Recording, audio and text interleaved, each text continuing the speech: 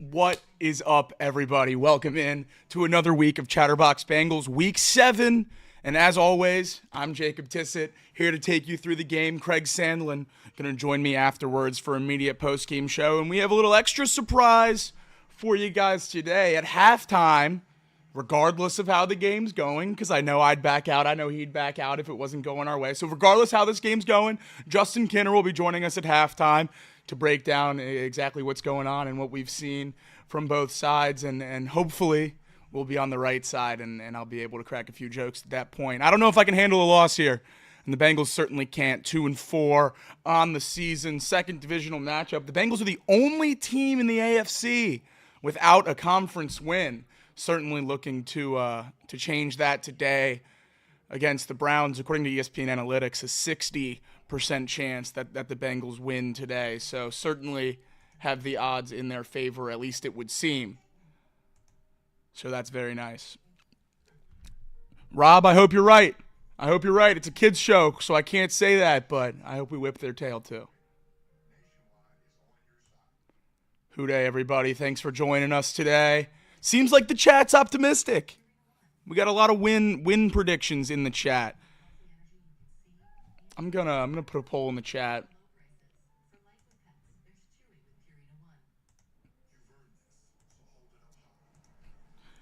Just real simple.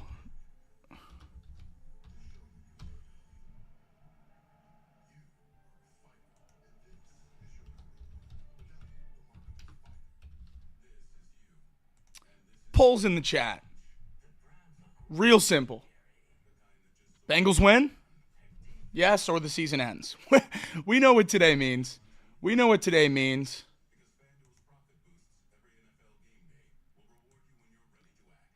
Getting that scoreboard ready for you folks. Still in commercial break here before the opening kick. Surely coming out of that here soon.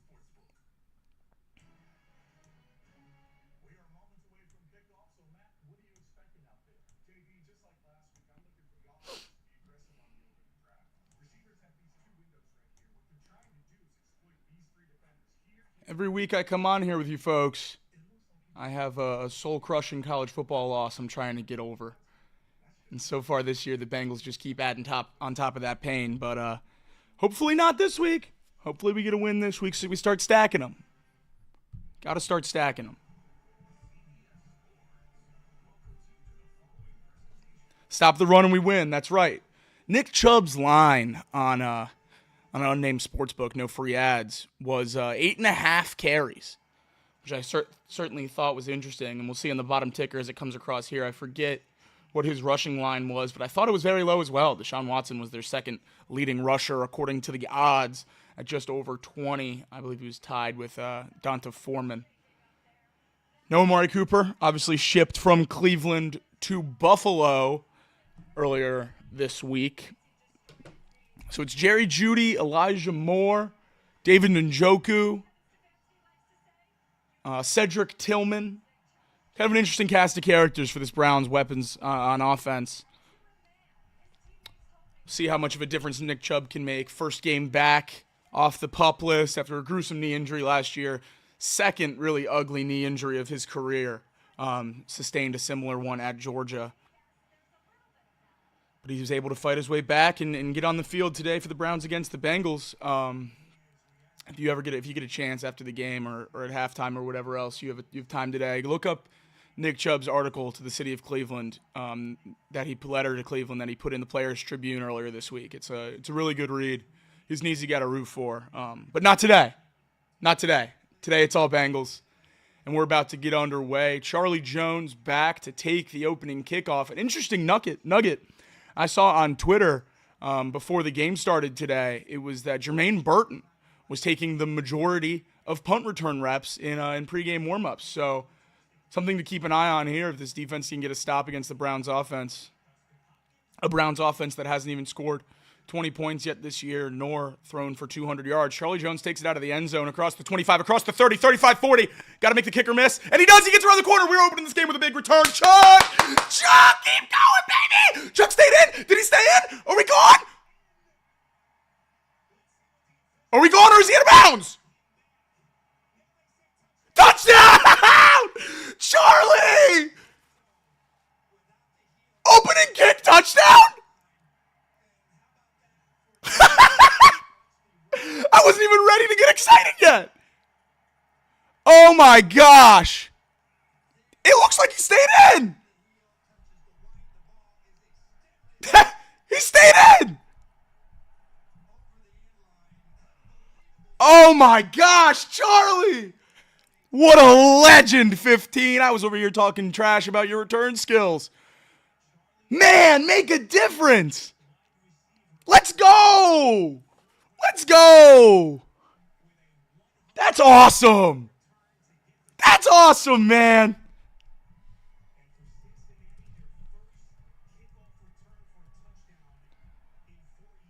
First kickoff return touchdown in 4 years.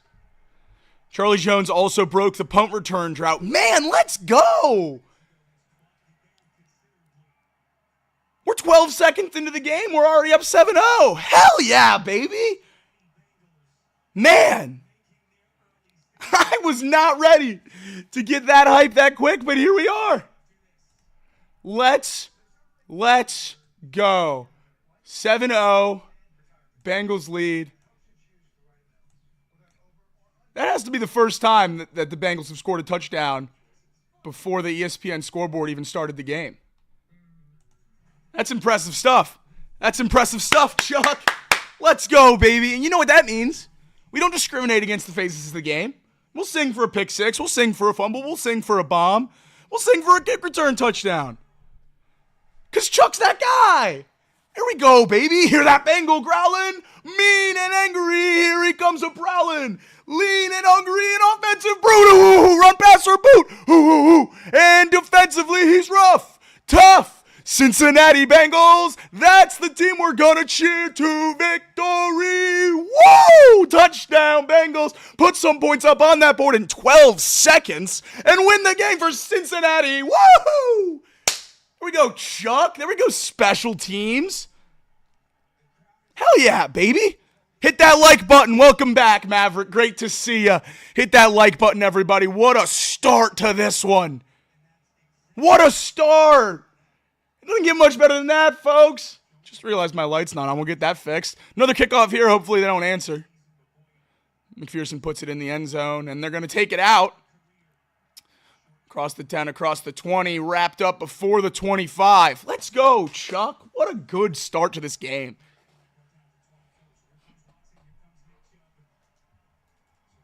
What a great start to this game.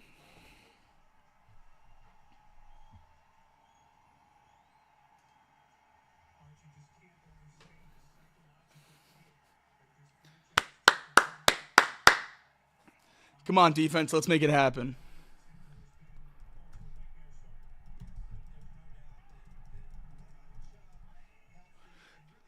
Sean Watson under center on the first snap of the game. Chubb is in there.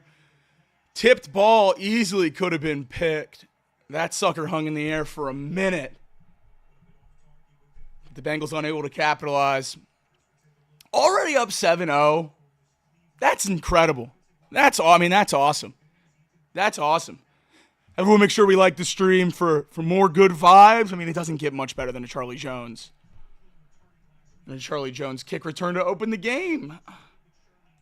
I was talking trash about the dynamic kickoff, and then, hey, look. Here we are with a touchdown. There we go. 88% of y'all said the Bengals were going to win, and that was before the kick return touchdown, and now we're feeling even better. Pass from Watson high, but brought in by Cedric Tillman. It's going to be third down for the Browns on their opening drive of the game. That's right, John. Good to see you. It's a great return by Charlie Jones. That's what he's supposed to do. That's where he's supposed to be providing his value to this team. He's in the kick return game, in the special teams game. That's great to see. He was so good in college as a returner. Now the defense, 3rd and 3, has a chance to get off the field here early. Let's go, baby. Handoff up the gut to Chubb, and he's cut short. Let's go. 4th and 1, deep in their own territory. Bengals start with a 3 and out. There we go. Maybe they're waking up. Yeah, that's right, Alex. That's how that usually works. If we all complain about a certain player, he goes off the ensuing week. I should have bet on Charlie to score. Cody Bork is out for the Browns now. Going to punt this ball away. It's getting hot in my basement, folks. I'm going to have to go throw a t-shirt on or something at the next commercial break. 4th and 1 for the Browns as they go to punt it away. Charlie Jones back. Maybe he can go for 2. Maybe he can stack it. Get a kick and a punt in the same game. That can't have happened very often. Charlie fields it at the 20. He cuts back, unable to make a man miss. Chopped down right at the catch. It's going to be 1st and 10. 1st and 10 for the Bengals. Already a 7-0 lead after Charlie Jones housed the opening kickoff. Sorry to do this to you folks so early in the stream, but it's too hot in my basement. Kick return touchdown getting me too juiced. I'm starting to break a sweat. Can't do that with 13 minutes to go in the first. So I'm going to go change real quick, and then I'll be right back.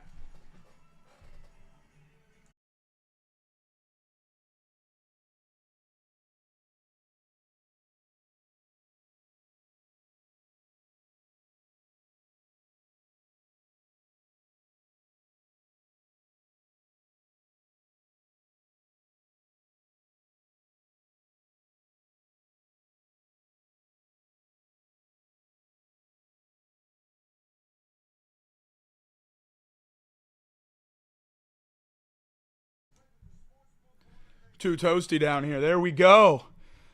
There we go. Back and locked in. 3 ampersand out. That's right. That's right. This defense woke up. Maybe they just needed a good game against the Giants to change everything and set this season back on track. But here we go. I mean, this Browns offense certainly isn't anything to write home about. Hopefully we can keep it up, though. Nothing can be worse for morale than being the first time that the Browns score 20 points this year. Can't have that happen. Can't have that happen. Colton says Charlie's probably still gassed from the kick return. You're probably right. He was happy to be tackled there. Probably not have to run quite as far.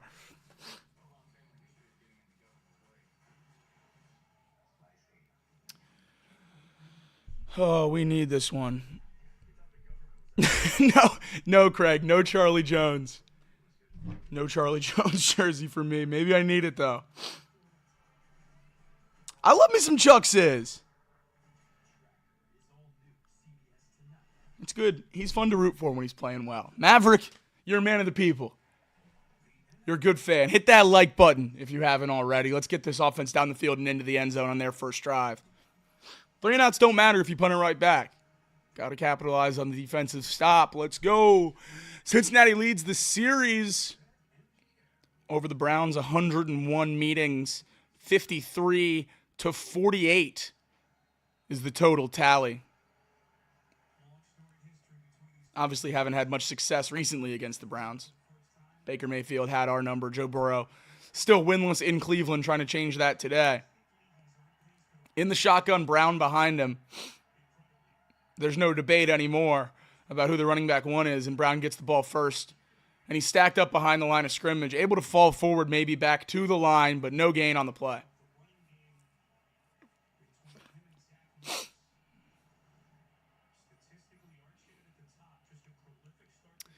It's going to be a big question how this O-line plays. Joe Burrow's operated from a clean pocket more than any quarterback in the NFL so far this year. Just over 25% of his dropbacks are from a clean pocket. The O-line's been great.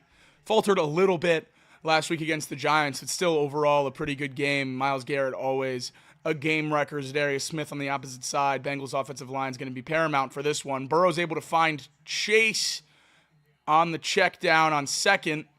Going to lead to a 3rd and short. The Robo-Buck says, how do we get 7? I just turned the game on. Well, what if I told you Charlie Jones housed the opening kickoff? You probably wouldn't believe me, but alas, here we are. Charlie Jones house call opened this one up. Bengals have a 7-0 lead. Browns 3-and-out on their first drive. Now the Bengals facing a 3rd down. The first time their offense has been out there. 3rd and 4. The 26-yard line for the Bengals. Burrow in the shotgun. Moss motions out of the backfield. It's empty now. Burrow drops back, goes through his progressions. Now he's forced to scramble. Fires deep downfield outside of the outstretched arms of Tanner Hudson. 4th and 4. Bengals are going to punt it away.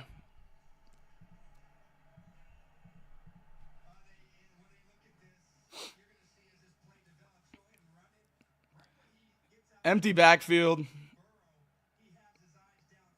Everyone's just covered. Gesicki in the flat, but I don't know if he would have got to the first down marker, and by the time Burrow scrambles, there just weren't many options.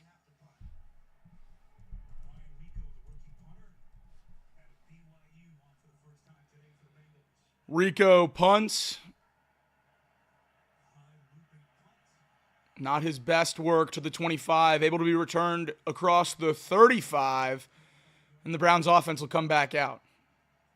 Brought down by Jung Meta, it looked like.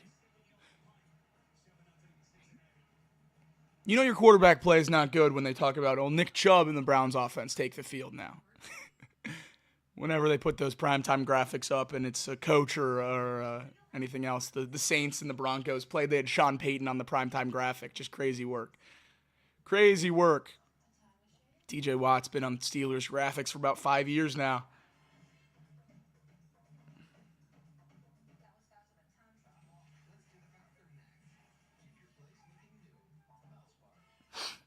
Bengals defense going to have to step it up again. That was a bad decision. That was absolutely a bad decision for Burrow to float that ball deep on that play. But it is what it is.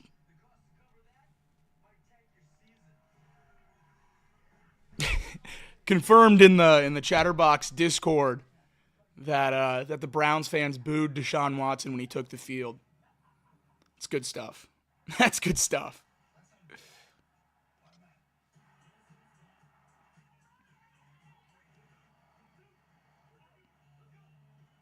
I don't know how many points the Bengals are going to have to score today in order to win this game. I really don't know that the number is that high. That's why that opening kickoff was so massive. I just don't trust Deshaun Watson in this Browns offense. Maybe I shouldn't be saying all this in the first quarter, but man, they haven't shown any signs of life or many signs of life yet this year. No injuries today for the Bengals. Very clean injury report all week.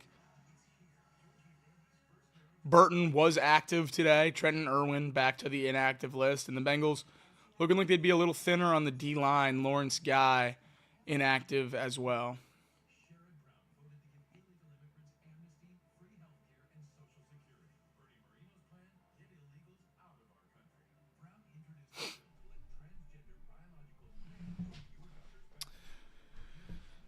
Let's take a glimpse around the league as we're sitting here at commercial break, waiting for the Bengals and Browns to get back in on the action. I hope Colton says I bet Burton gets one deep ball chance. I hope so. Broncos obviously took care of business with the Saints on Thursday night, 33-10. Oh, we're at a commercial break now. We'll look around the league next time we get a chance. But the Browns are on offense, 1st and 10 at the 37.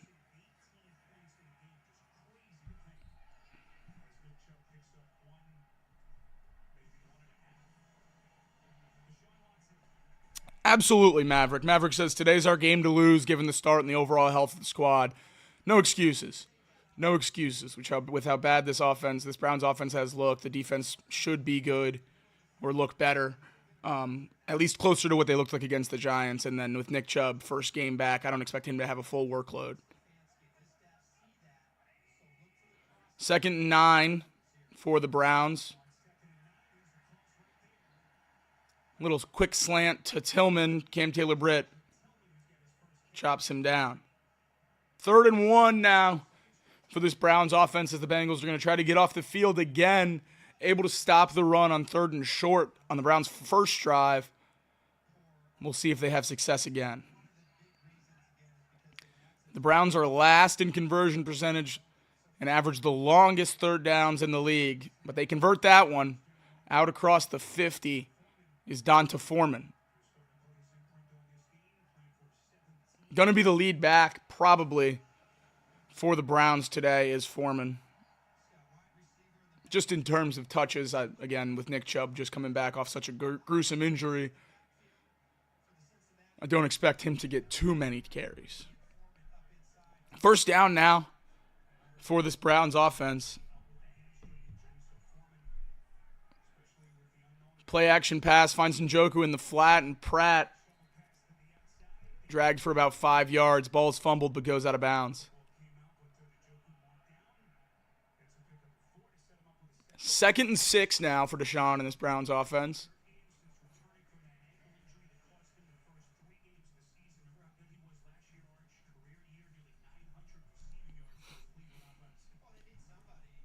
David Njoku back for this Browns offense. Definitely a big piece now, even an even bigger piece now without Amari Cooper. Probably their most talented pass catcher. Handoff up the gut.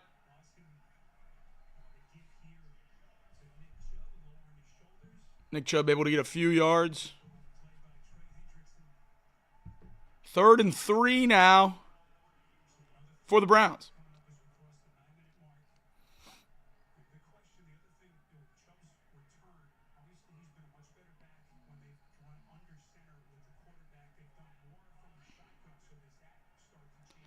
Chubb still in there on 3rd down next to Watson. 1 for 2 on the day are the Browns on 3rd downs.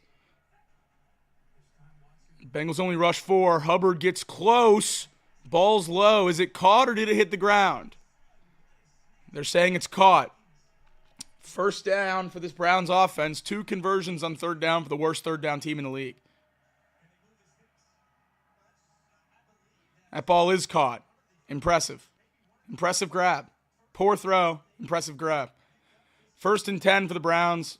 Now trying to drive on their 2nd offensive drive of the game. 8 minutes left. 7-0 Bengals lead, but it wasn't the offense. Charlie Jones returned the opening kickoff of the game for a touchdown.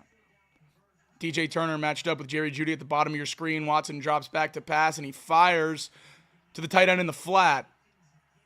Turner's there to make first contact, but ran over to a degree. It's going to be 2nd and 3 now after the yards after contact. Something that's plagued the Bengals a lot so far this year.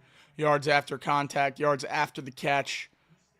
Just not being the most sound football team.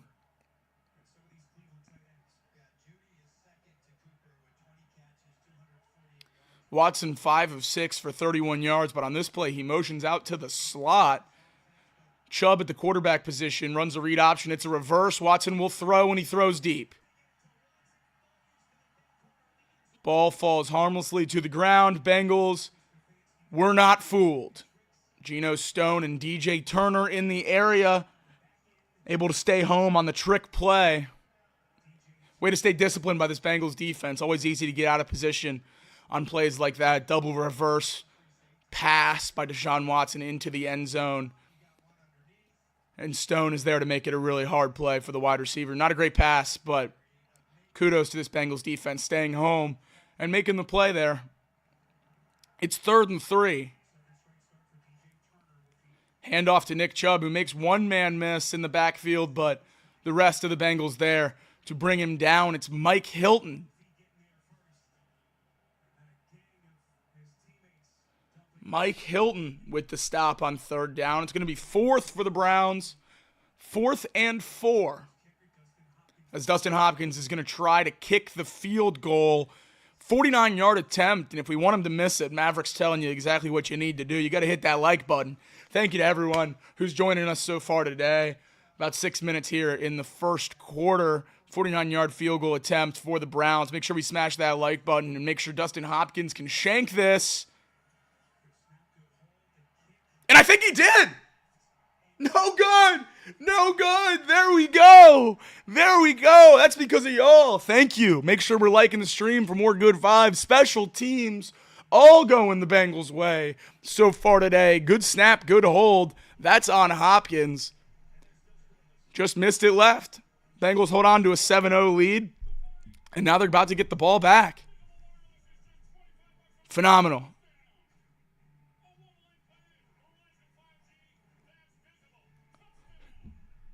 There we go. 3 and outs are great, but missed field goals work just the same. No points is no points.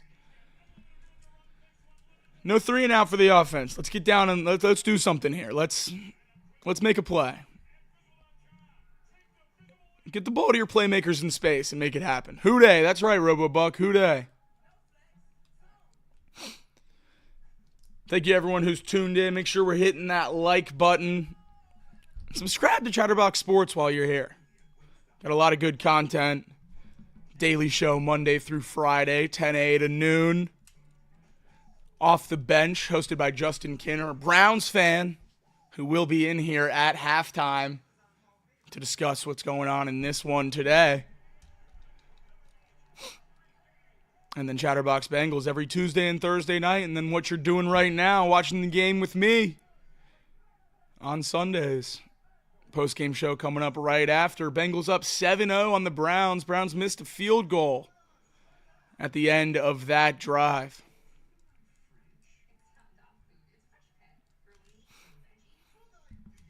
The Browns are nauseating. The nauseating tier, as Casey McAllister would say on his famous stink list. That's right, Craig. That Patriots loss does continue to be head-scratching. Everyone pointing out in the chat how different this season would look right now if, the Bengals had won that game. Obviously, a lot of things, a lot of bounces, a lot of one-play games on the Bengals' ledger so far this year, but that one, certainly the most inexplicable loss so far this season, and they certainly look like they might be the worst team in the league. So that's going to be one we're looking back on at the end of the season really, really upset about. But, hey, can't change it. It's in the past. Just do what you got in front of you and get some wins. So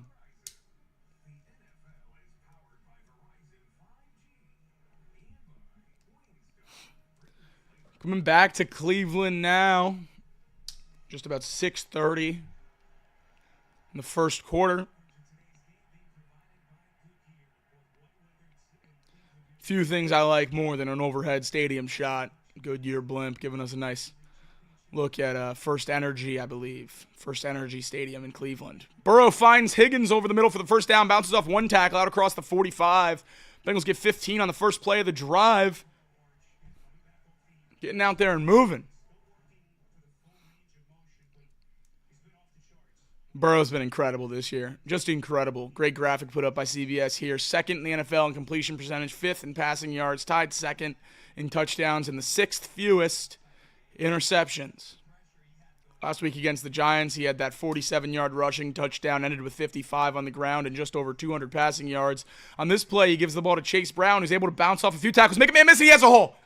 He's going. He's inside the 20. Bengals have the ball in the red zone. Chase Brown, man. What else is there to say? Chase Brown, man. What a great runner. There is a flag down. This one might be coming back. It's in the area of holding. And that's what it'll be. It's on Cordell Volson. Going to bring the Bengals back after a great run by Chase Brown. 28-yard run by Brown, nullified by a hold on Volson.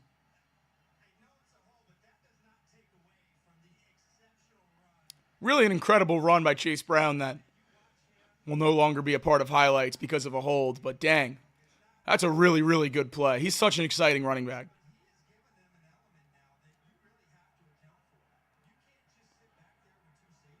It's a tough hold, too.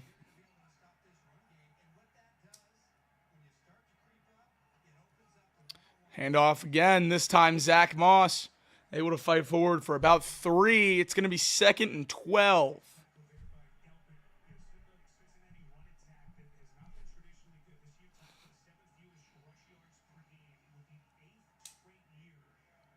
Second and 13. Back-to-back weeks with a weak hold on Volson, Colton. You're absolutely right. But alas, here we are, 2nd and 13 behind the sticks. Moss stays in at running back. Burrow stands right on the Elf's football at midfield. Moss motions up to help in pass pro. Burrow has all the time in the world just hanging out in the pocket. Now he's forced to roll. Zadarius Smith's in his face, and Burrow fires away. Not a sack, but a coverage forced incompletion there by Cleveland. Burrow had all the time in the world. O-line held up well.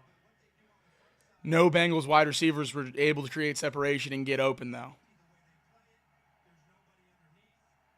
Yoshivas tried a scramble drill, was unable to find space. 3rd and 13 for the Bengals. 30-yard run by Chase Brown to start this drive, and then a hold brought it back.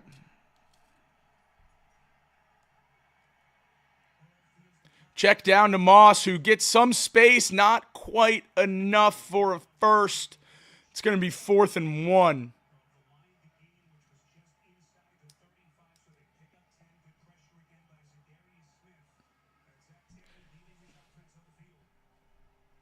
Zach Taylor leaving the offense out here on 4th and 3. Oh, boy. Big-time gamble here by Taylor, and I like it. I like it. 4th and 3 instead of the 55-yard attempt. Moss motions, comes back to the backfield. 4th and 3. Moss floats out to the flat. Burrow pressured, brought down, and sacked on 4th down. Ball's out, but recovered by the Bengals. Does not matter. Browns are going to take over. Bengals offense unable to really do much. A great run by Chase Brown, brought back by a hold, the 7-0 lead. A special team score, a 3 and out, and a failed 4th down conversion for this Bengals offense. Not what you want to see. Not what you want to see. This offense had looked so dominant, rolling better than almost anyone in the league for about a 2 or 3 week stretch there. 3-week stretch there. And then last week against the Giants, only 17 points. Only 10, really. Chase Brown scored at the end of the game on a play Zach Taylor even said he should have went down and ran the clock. So hard to be too optimistic about that offensive performance. And then to start tonight has not been great. Has not been great. Hude Molly, welcome in. Good to see you. Welcome in to everyone watching with us today. We appreciate it. We appreciate it greatly. Make sure you like the stream while you're here, and go ahead and subscribe to Chatterbox.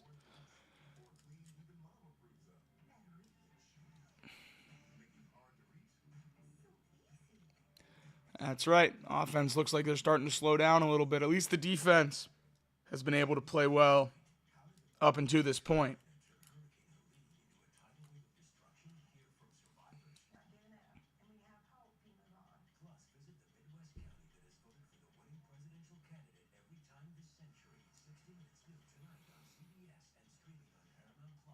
The offense is not what we need it to be, but I also am not pressing a massive panic button about the offense. I don't think it's – I mean, Chase Brown just had a 30-yard run brought back for a hold. Last week, Joe Burrow played pretty well, only putting up 17 points. I mean, it was pretty much an average NFL game, and if that's the low end for your starting quarterback, I mean, he had an 87.7 QBR and an 89.6 passer rating. I mean, that's a pretty good football game. We just gotta be able to capitalize. Bengals haven't been able to so far.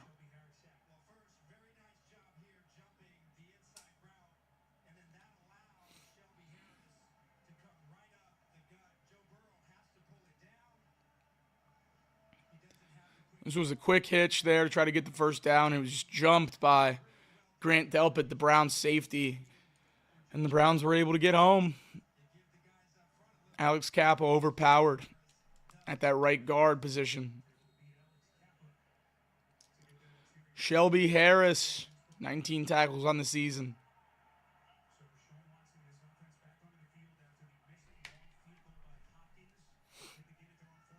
Watson throws, and he finds Njoku, who he's brought down awkwardly after trying to hurdle over Cam Taylor-Britt. Akeem Davis-Gaither there to bring him down.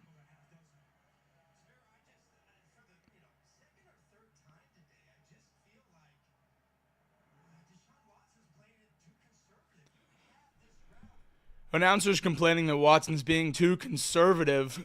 For the second or third time today, they've shown a deeper option with a relatively small window appear to be open, and Watson's just not taking those risks.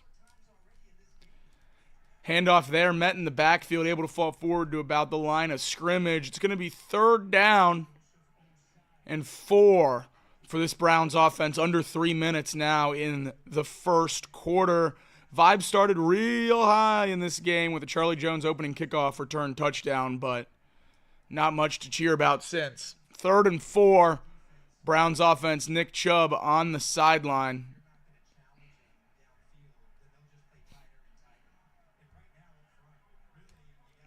Watson in the backfield for 3rd and 4.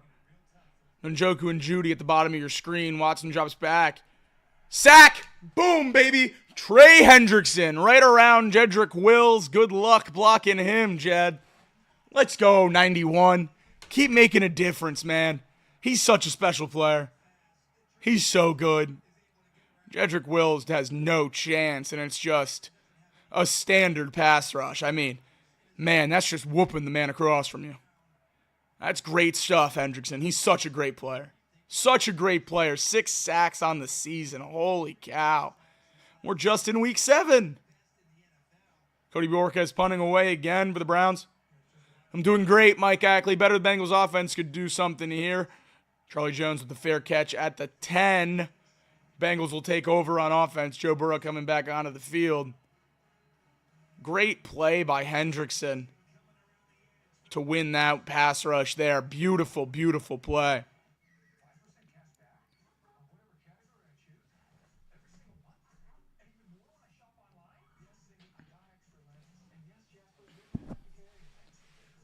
Hoping for Hendrickson Defensive Player of the Year, I see in the chat here. That would certainly be nice. It would be very, very cool, but I think,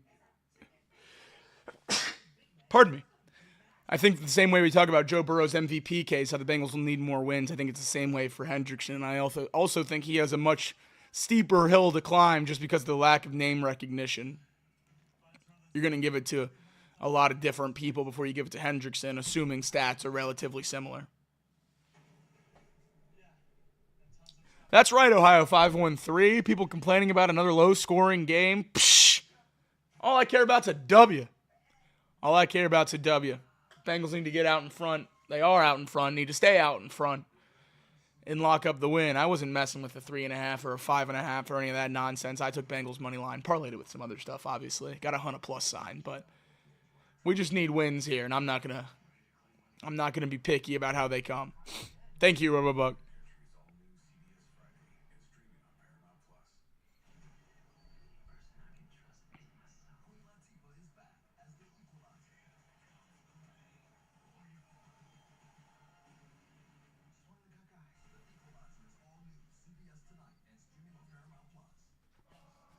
Anthony Richardson doing what he does best. Electric scramble in that Miami game. That's right, Maverick. You do the Lord's work. That's why you're my favorite. But I don't have favorites. You're all my favorite. But Maverick does do the Lord's work. Make sure you guys like the stream. Thank you for joining us today. Likes equal wins. Bengals on top 7-0 thanks to an opening kickoff return by Charlie Jones. The only scoring in the game so far. Bengals failed a 4th down conversion. Browns failed a field goal attempt. Shanked it wide, and both teams have punted so far today. That's how we're at the current score of a 7-0 game. 1:42 left here in the first quarter. 1st and 10 for the Bengals offense, backed up deep in their own territory.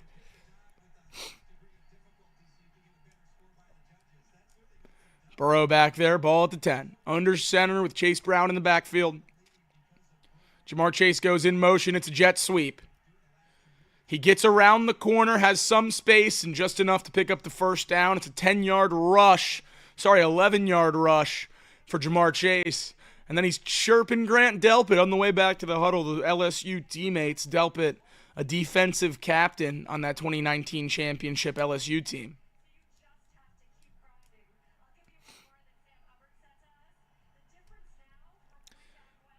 $1:15 left on the clock here. T. Higgins in motion. Joe Burrow in the shotgun. Burrow drops back, fires across the middle of the field. Great grab by T while being hit. Martin Emerson in his back pocket makes contact with T before he comes down, but able to hold on to the football. Great play by 5. That's all he does. That's all he does is catch the football, man. Very few better at it. Sean Connor with the update that Anthony Richardson dropped the next snap. after his run. Classic AR. It's a fun experience. Burrow drops back to pass again on first down. He fires short, check down to Chase Brown, who's brought down right at the catch. It's going to be 2nd and 7 for the Bengals. It was a great team, David, 2019 LSU, a great, great team. I do personally think 2020 Alabama was much better. But 15 seconds left here. Bengals don't have to run another play before the end of the first quarter. 2nd and 7. It doesn't look like they're going to.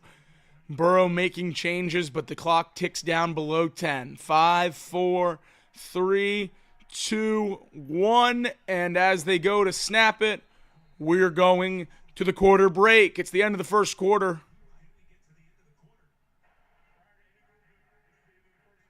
End of the first quarter. Bengals up 7-0. Boring game so far outside of that opening kickoff return. Charlie Jones housed the opener. But not much going on since. End of the first quarter. And now we finally have a chance to look around the league. So let's do just that. In Buffalo, Titans up 3-0 with 2:15 left to go in the first quarter there. Already underway in the second in Green Bay as the Packers trail the Texans by 3. Eagles and Giants knotted at 0 at the end of the first. And the Vikings up 10 on the Lions. The NFC North just so dominant so far this year. Packers in last place in the division at 4-2. Just crazy. Vikings looking legit, though, against a team a lot of people thought might have been the best in the league after their convincing win last week, that being the Detroit Lions. But the Vikings up 10-0 with 4 minutes to go in the first quarter there. Seahawks lead the Falcons on the road in Atlanta by 3 already in the second quarter. And the Dolphins up 7. Dolphins up 7 over the Colts at the end of the first quarter. And wow, a live update. Jordan Love connects to Tucker Kraft in the end zone for a touchdown, and the Packers now lead 7-3. So the Packers out ahead of the Texans now in that matchup. Two exciting teams, two great young quarterbacks with Love and Stroud.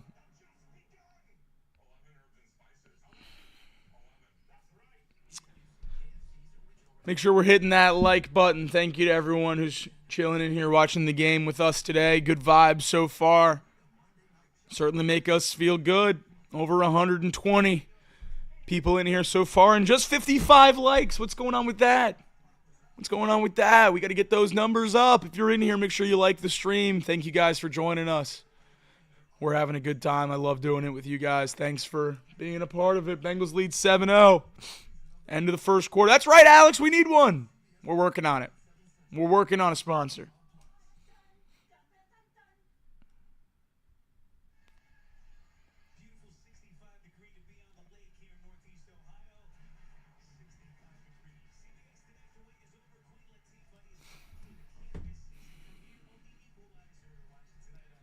Headed back to Cleveland for the second quarter.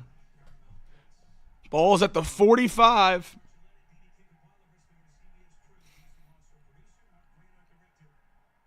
Burrow empty in the backfield.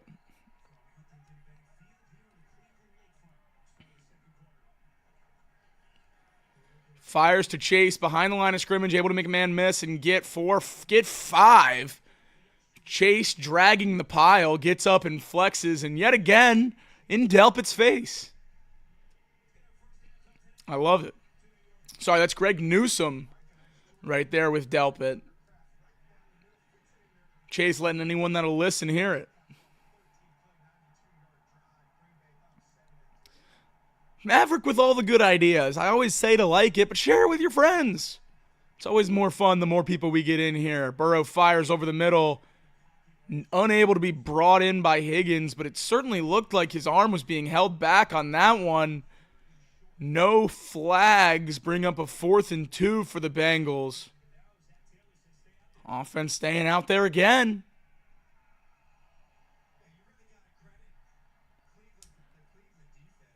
Fourth and 2. Yoshivas comes off the field. Bengals 0 for 1 today on fourth down conversions. This a 4th and 2.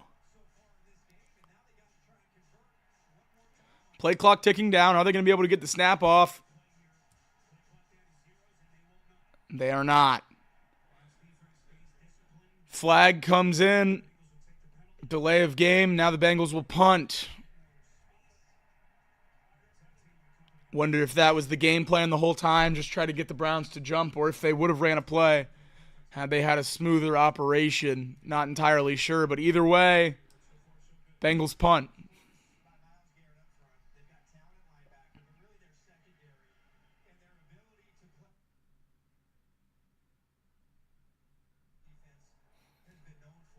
Fourth and 16 now after the penalty. That's not right. Broadcast just lied to me, and I just said it without thinking. But the Bengals punt it away, lands inside the 10. Tyson Anderson runs into the returner, but seemed incidental. Bengals defense will take the field. 7-0 lead. Bengals defense doing their job. It seems to be the theme of the last 2 weeks, but the offense needs to step up. They're not getting the job done, and that's just point blank. Not getting the job done.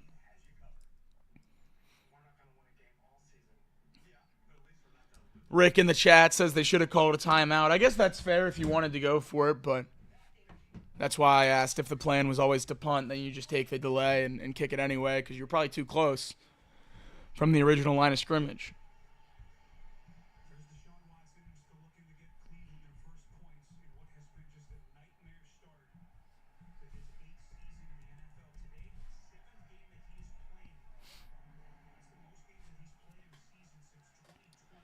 This Deshaun Watson's 7th game, the most games since 2020. Crazy stat. Watson standing at his goal line, fires to Chubb, who's able to spin out of a Joseph Ossai tackle for a first down.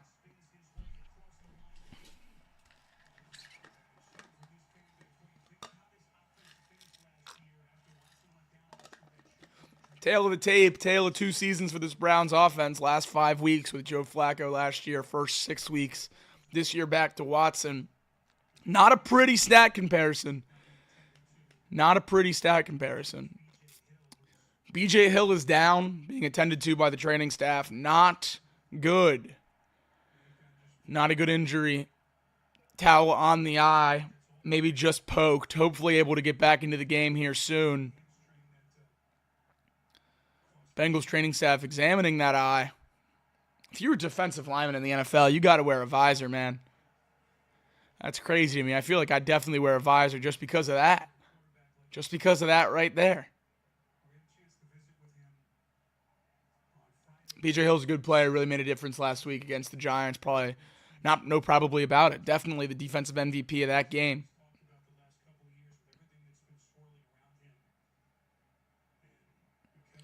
Defense has looked much better since getting healthy. Can't lose a guy like Hill in the middle of that front.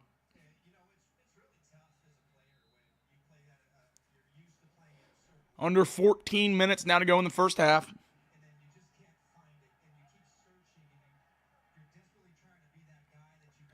Watson under center, Chubb behind him on 1st and 10. It's a play-action pass. Hit hard. Hit really hard. And there's a flag down.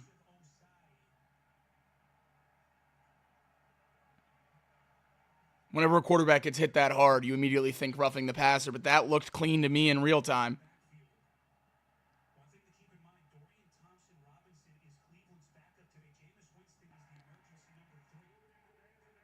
Ha! Hands to the face on the offense. You can still hit people in football. I love it. I love it. Great work by Joseph Ossai to light up Watson. That rocks.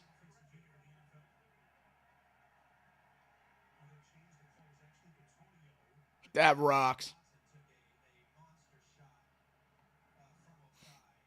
This replay is going to be great. Joseph Ossai fights back across Jedrick Will's face, and then boom. lays the wood on Watson. That's great. 1st and 20 now for this Browns offense at the 9-yard line. It's a draw to Chubb, who's stacked up in the backfield by Pratt.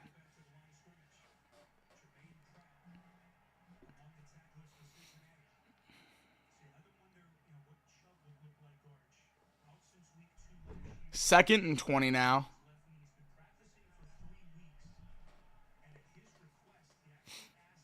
Just 3 penalties so far in this game for 25 yards. Clean football for the most part for both teams. Obviously a big-time play brought back by a Volson hold for this Bengals offense, but still all around a very good game.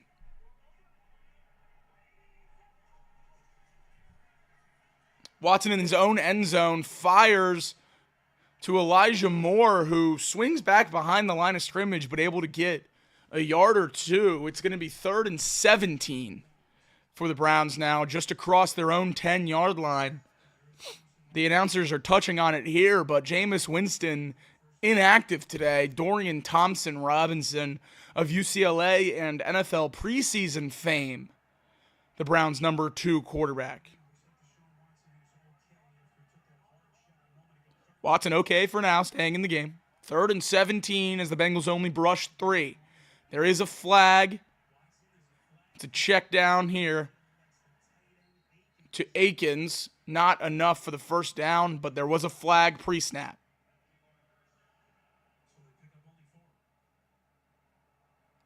Only a 4-yard pickup on 3rd and much longer.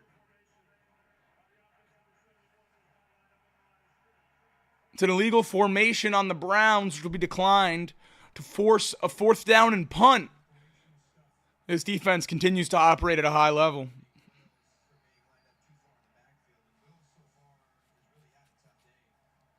Wills is way back there, a full 3 yards off the ball. That's crazy.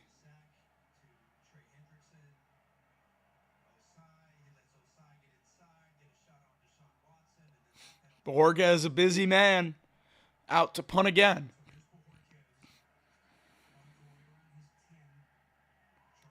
Let's see what you can do here, Chuck. Are we doing it again? Are we doing it again? We'll certainly take it. Not a touchdown, but a great return by Charlie Jones. Make a few men miss. Get the Bengals in some decent field position. Under 12 minutes now in the first half. Bengals still up 7.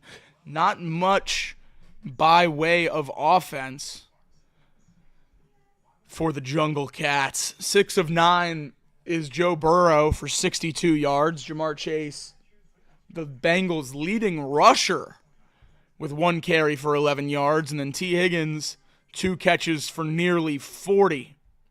Watson is 9 of 11 for 59 yards, been brought down once by Trey Hendrickson. A higher passer rating at this point in the game than Joe Burrow, an 89 to an 86, respectively.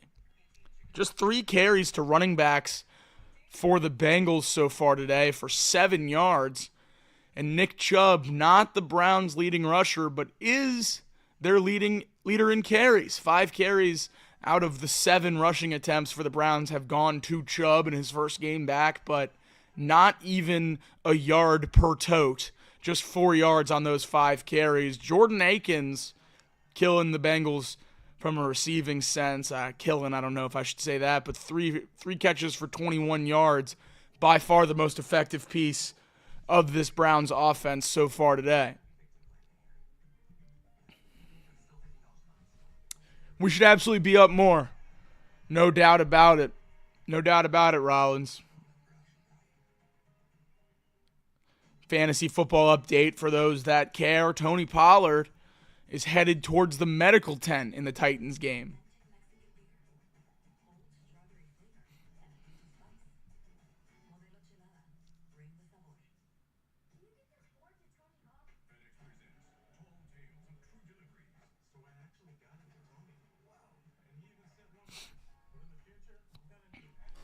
Go down the field, score here, get a stop, score again, get another stop, score again, go to halftime, 28-0. That works for me. That works for me. They should run the touchdown play. They should just call the touchdown play.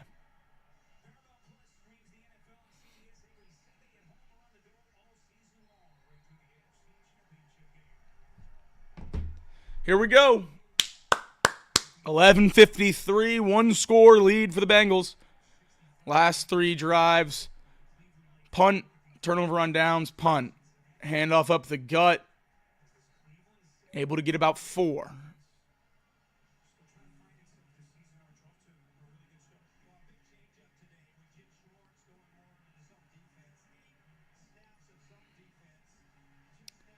The end zone angle of that failed fourth down conversion is tough to watch because Gesicki sure is wide open. But we'll certainly have that for you on Tuesday's edition of Chatterbox Bengals, where we break down all the key plays of the game. Play action pass here for Burrow. He's going to fire beyond the sticks in the direction of T. Higgins, incomplete. 3rd and 8, Greg Newsome in coverage. Jim Schwartz, the Browns' defensive coordinator, longtime head coach, former Eagles defensive coordinator. Bengals 3rd and 8 here, searching for their first conversion of the game. 0 for 3 on 3rd down so far today.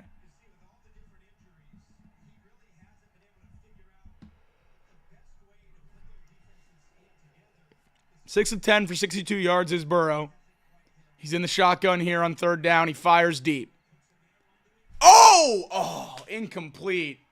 Almost an unbelievable grab by Yoshivas, but Denzel Ward breaks it up. 4th and 8. Bengals offense on and off the field in about 30 seconds. 11:07 on the clock, and the Bengals are punted away after just three plays.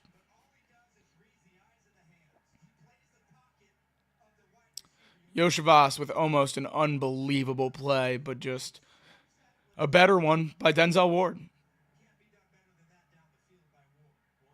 Second 3 and out today for the Bengals. Rico getting busy early. Another punt going towards the 10. Not sure will they mark this on either side, but either way, a very good punt by Rico is going to have the Browns backed up for their drive.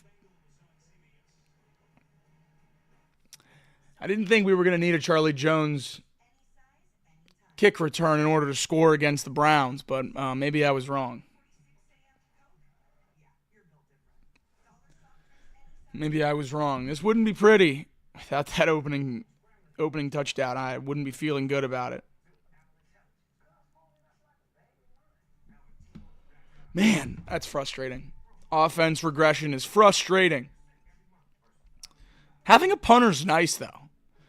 I wish we didn't have to use him as much, but having a punter's really nice because we didn't have one last year. 3 punts for 138 yards, 2 of those 3 inside the 20. Good touch for Rico, and that was always the worry about Rico, was that he had that booming leg, but he didn't necessarily have the touch, and we're seeing that he does, dropping it inside the 10, inside the 20 pretty consistently. Really, really good player. Good find by this Bengals front office as an undrafted free agent. Defense is playing very well. This is exactly what we asked for after the first few weeks. So the defense would be able to shut down bad offenses. I don't expect this team to be a top defensive team in the league or anything like that. I think the better quarterbacks in football are going to be able to take advantage of a lot of the weaknesses in the back end and lack of consistent pass rush and things along those lines. But man, to be able to shut down Deshaun Watson, at least so far, and Daniel Jones, that's the stuff you have to be able to do. If you can't shut down the guys that are towards the bottom of the league, I don't know what you're supposed to act like you can do against the guys at the top. So it's very, very encouraging to see them play well against poor offenses because that's what you need to do. That's what you need to do. Special teams can make your team elite. That's right, Colton. That's right. That's why drafting McPherson was so big. We saw how big of a role he played in that playoff run all the way to the Super Bowl for the Bengals in 21. And then now Rico obviously making a difference this year in the field position battle. Hasn't resulted in wins yet, but of a massive improvement at a big-time position, that being punter for the Bengals over last year to this season. That famous Chargers team back when they were in San Diego with Phillip Rivers. I believe it was 2010. Had the number one offense and number one defense in the league. And they missed the playoffs because their special teams were that bad, distantly 32nd in the league. Missed the playoffs with the best offense and best defense. B.J. Hill back in the game for the Bengals. Second consecutive drive for the Browns, starting at their own 9-yard line. Watson gets pressured. He's able to make a man miss, make every man miss, and throw and fire and find Njoku for a first down. Almost a safety, or at least getting Watson down at the 1 close to the end zone, but he's able to slip out of it. I don't know how.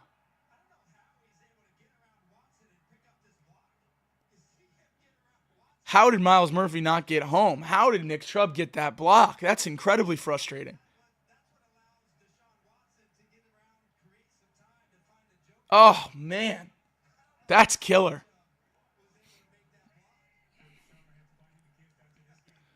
Another flag here pre-snap. It's a handoff to Chubb up the gut for a gain of 3. Could it be a formation penalty again?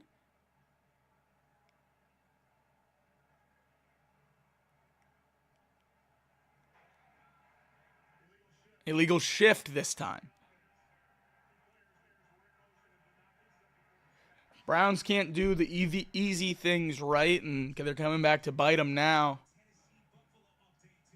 Backs the Browns up for a 1st and 15 deep in their own territory. James Cook into the end zone for Buffalo makes that a 10-7 game. 1st and 15 for the Browns offense. Stefanski not happy.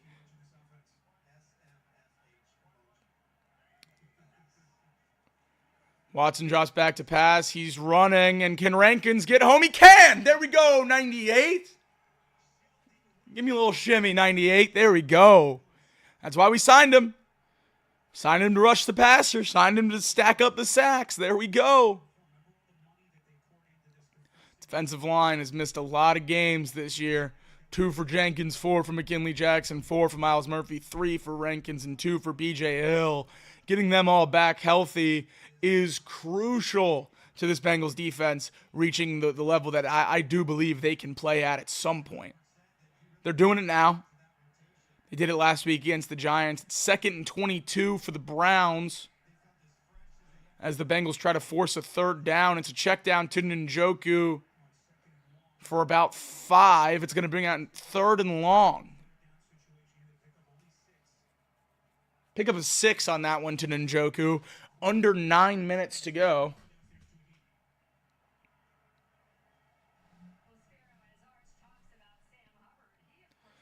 3rd and 16, with 8.5 minutes here in the half. Osai, Hill, and Hendrickson are going to rush the quarterback on 3rd and 10. Everyone else plays in coverage. No pressure. And Watson throws behind the line of scrimmage to Elijah Moore. 3rd and 16. You throw the ball behind the line of scrimmage. Moore able to get 5, but it's 4th and 11, and the Browns will punt it away. You give them no chance.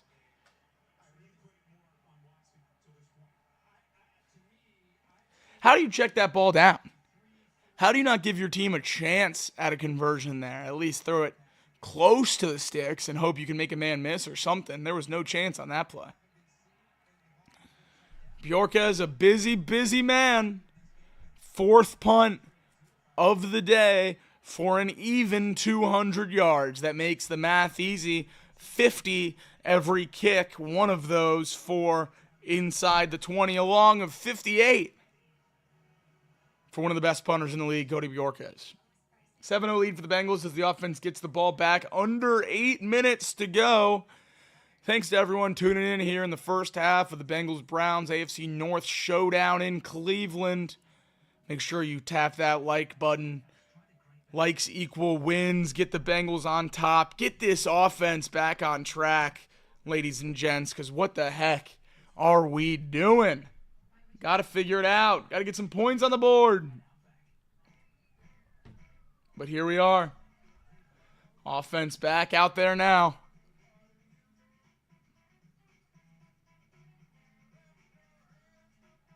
That's right, RoboBuck. He asked the real good question. It's the same question I'm asking. What's stopping you from hitting that like button? It's just one tap. Boop. Thumbs up. And we appreciate it. Thank you to everyone who's tuning in today. Over 140 of you guys in here with us right now.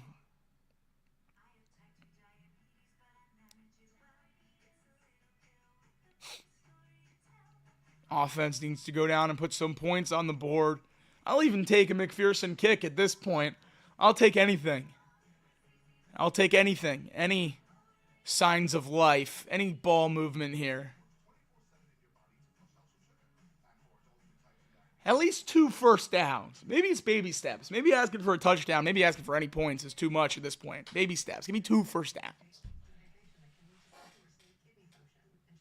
Give me 2 first downs. Houday, Phillip. Welcome in. I would love to use Gesicki more, Rick. We really haven't used him since T. Higgins got back. He was one of the most targeted tight ends in all of football through the first 3 weeks. As Higgins was out and then, getting back to 100% against the Commanders. Gesicki was used an awful lot. But not much in the passing game since the return of Higgins to full form.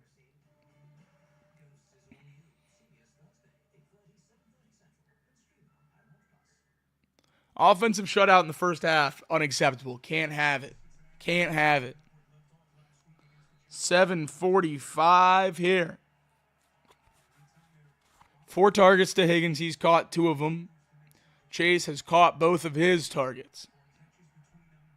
Likes equal a touchdown drive here. That is right, admin. Burrow drops back to pass. He fires. He's hit as he throws, but Chase able to catch it.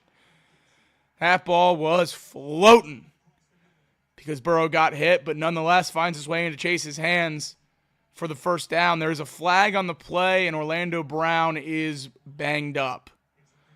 Slow to get up, taking his helmet off, and walking off the field. Not a good injury. Not an injury the Bengals can withstand. One of the best tackles in all of football. Penalties and illegal use of hands on the Browns' corner, Martin Emerson. Bengals are going to decline and let the play stand on the completion to Chase for the first down, but all focus here is on Orlando Brown, who will have to come out for a play, I believe.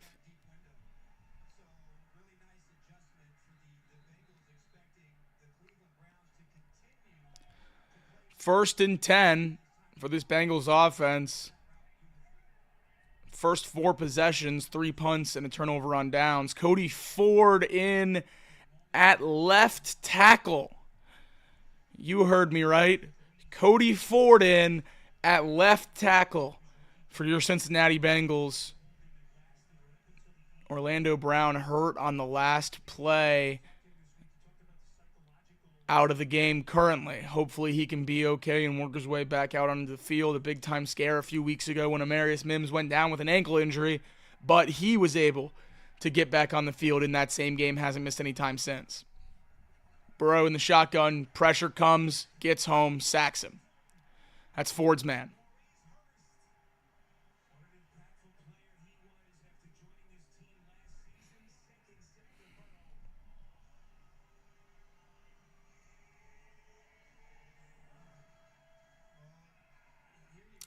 First pass block rep for Ford results in a pressure and a sack. Phenomenal.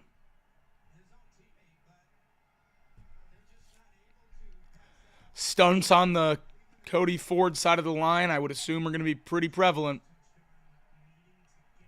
Where's Waldo in the crowd for 3rd and 13 as Burrow drops back and he's going to fire, but he won't be able to as the Browns get home again. Sacked again. So Darius Smith gets home. It's going to be 4th and long for the Bengals as they punt it away again. The offense unable to do anything.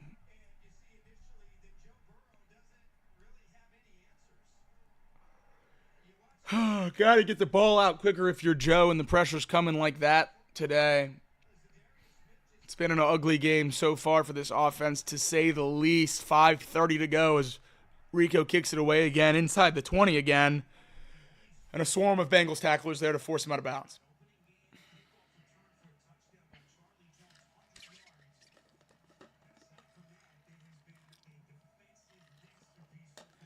Opening drive, touchdown return for Charlie Jones is the only scoring in this football game.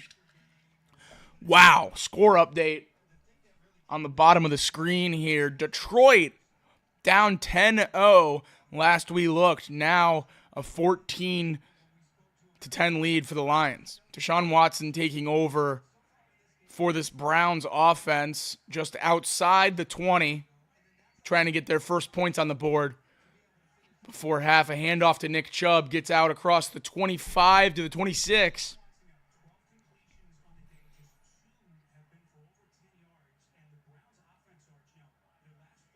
"12 completions for Watson today, 10 of those under 10 yards.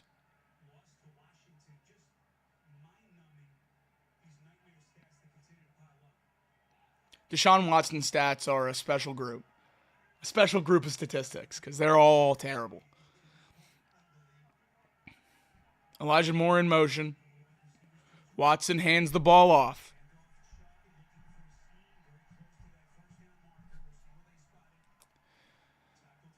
I don't believe he got there, but it'll come down to the spot. 3rd and 1 for the Browns after the Chubb carry.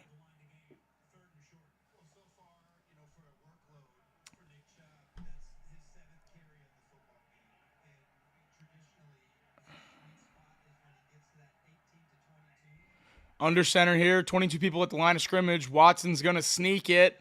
Second effort, I believe he got there, and he did. Spot is enough for a first down for this Browns offense.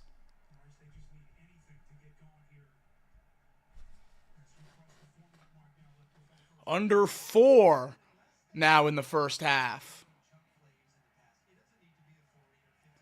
Bengals thanking their lucky stars. Charlie Jones was able to break the opening kickoff for a touchdown, but nothing else for the offense here. Watson and Stefanski asking for a play clock reset, but they're not going to get one. So forced to use a timeout here with 3:34 to go in the first half. They're first of the first half. Browns have 2 left. Bengals still have all 3.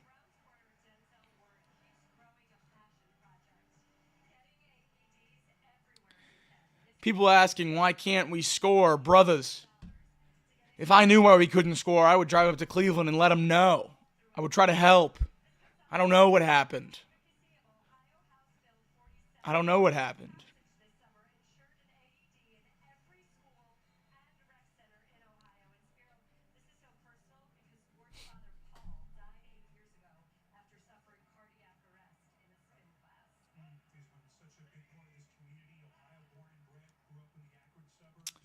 Yup, Charles, that's absolutely right. Watson drops back on 1st and 10, fires Njoku for another first down across the 45, approaching midfield as we're under 3.5 now.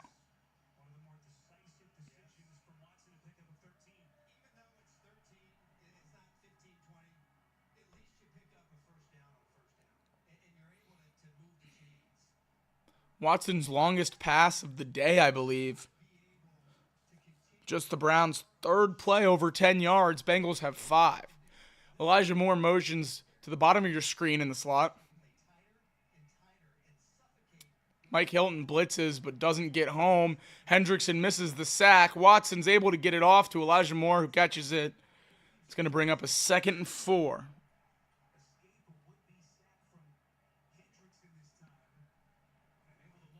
Hendrickson just unable to bring him down.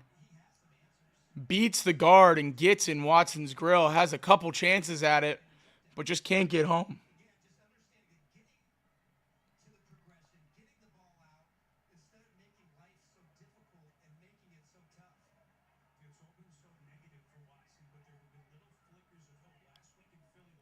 107 yards for Watson, pacing 200, which would be the first time he's done that so far this season.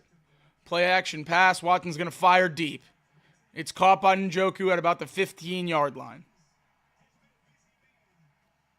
Defense is losing it as we reach the 2-minute warning here in the first half.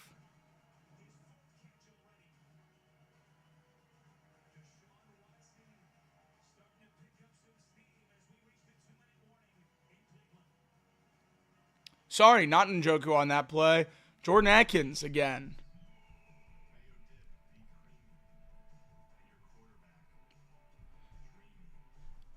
Tight end position eating the Bengals alive. Akins and Njoku over 40 receiving yards.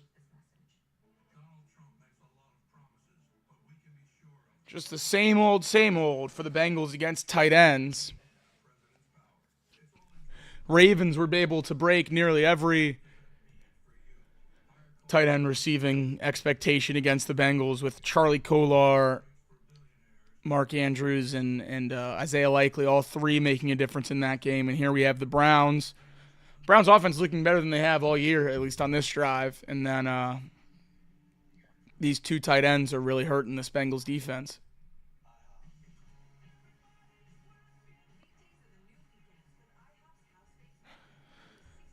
Mally says, I'm about to cancel their football subscriptions. I might be with you. I might be with you soon. This season's beating me down. But big time shout out to Charlie Jones for getting the Bengals on the board with a 7-0 lead. And friendly reminder from Jade Da Silva in the chat that the Browns do get the ball coming out of the half.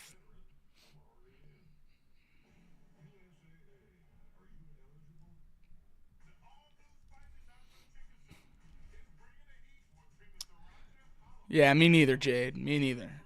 Not mentally prepared for a potential loss here. They have. Absolutely, Joshua. Joshua says the Bengals defense has done their job so far. No doubt about it. No question. Absolutely. But on this drive, it has not been pretty.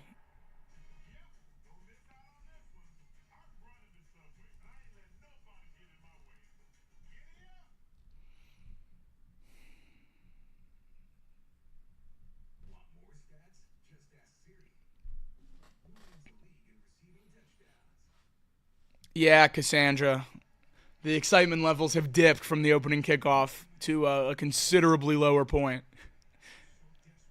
But if the Bengals can force a turnover or get another shanked field goal here, we'll be right back up. We'll be right back up for a half. It should be 21-0 or maybe even more. The offense has been terrible. No movement. Handoff here. I believe that's Pierre Strong. Number 20 for the Browns on the carry.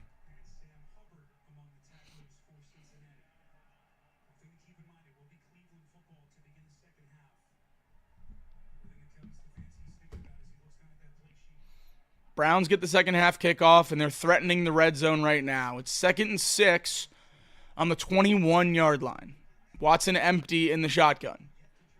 It's a QB draw. He slips and falls, and he's hurt. Non-contact injury, he's grabbing his knee, he's hurt. Non-contact injury for Watson, he's down. He took that ball in the shotgun, went to run, and immediately collapsed. Immediately collapsed.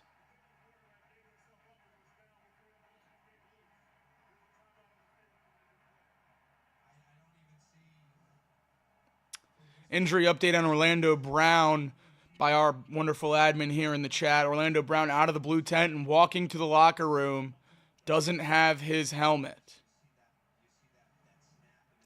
Watson down in pain, still on the ground. Certainly looked like an Achilles. I'm not a doctor, but certainly looked like an Achilles there. Immediately went to the ground and grabbed his ankle. Jameis Winston, like I mentioned earlier, was inactive today. It's going to be Dorian Thompson-Robinson if Watson can't continue to play, and it certainly doesn't look like he'll be able to. DTR warming up, preparing to take the field.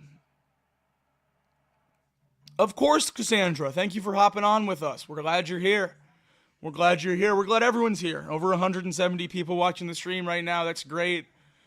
Great to see. Make sure we like the stream. Make sure we subscribe to Chatterbox Sports. We appreciate all the new viewers. We appreciate all the returning viewers. It's great to have you all here.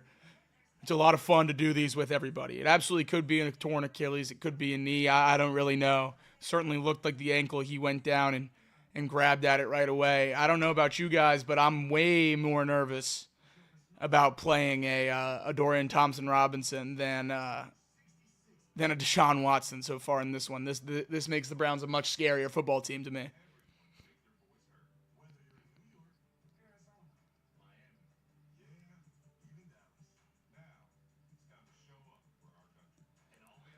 Achilles injury for Watson, certainly what it looks like on the replay.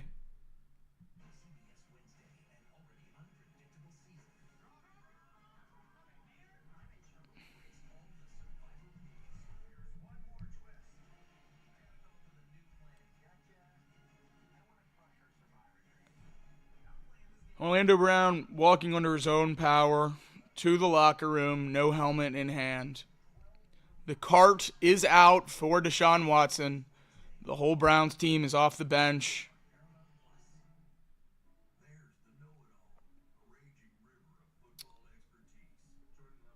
Seeing on Twitter that fans in the Browns stadium cheered when Deshaun Watson went down. Rick says he thought Watson fumbled. They ruled that he gave himself up, not down by contact, but ruled that he gave himself up kind of in a sliding manner or anything like that. Obviously not a traditional slide, but they said he gave himself up, and that's why he was down before the ball got loose. Watson being carted off the field, towel over his head. It would certainly seem like his season is done. A lot of emotion there for the Browns quarterback as he leaves the game. Second season for Thompson Robinson, 440 career passing yards.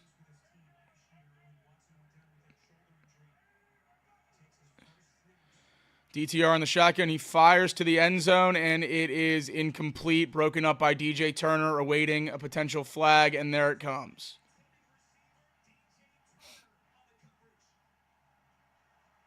It's going to be pass interference. The Browns are going to get the ball at the 1.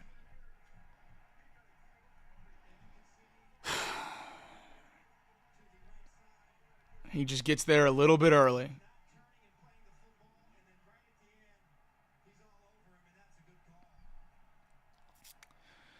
Got there early.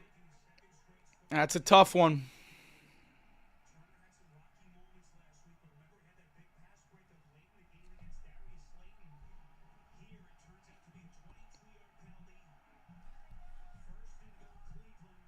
I mean, see a lot of people mad in the chat. Touchdown for the Browns.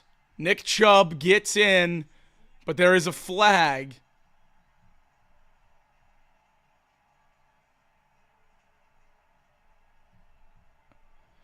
Dorian Thompson-Robinson's reaction makes it seem like it's on the Browns, so the touchdown will be off the board.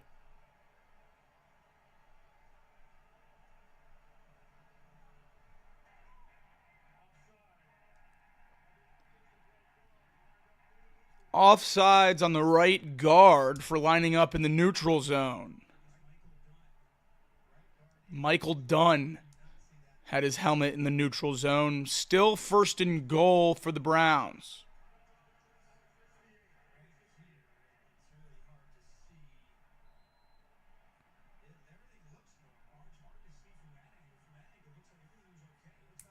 First and goal from the 6. Browns offense. It's a handoff up the gut to Nick Chubb, who gets to the 2.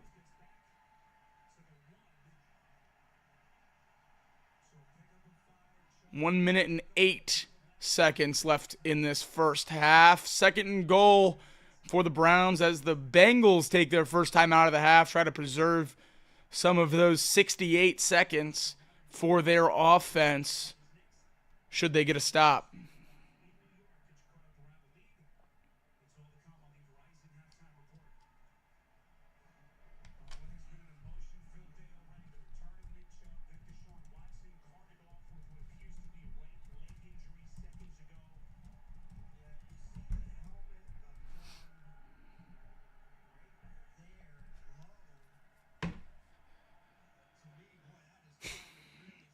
It's a ticky-tack call on that offsides based on the second look, but Thompson Robinson in for the injured Deshaun Watson. Chubb behind him in the backfield. 66% red zone touchdown percentage for the Browns this year. That's 7th best in the NFL. This is a play-action pass. Robinson's going to fire to the end zone. It's an incomplete pass intended for Njoku and Miles Murphy in coverage. Miles Murphy's seatbelt celebration not on my bingo card today, but alas, there we go. Lockdown defense for the first-round pick edge rusher.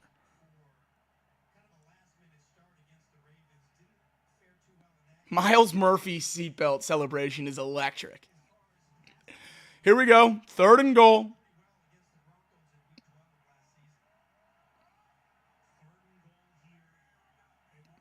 It's a handoff up the gut to Chubb. He's stacked. He's short. He's short. Let's go. Come on, defense. There we go. 4th and goal. Timeout, Bengals.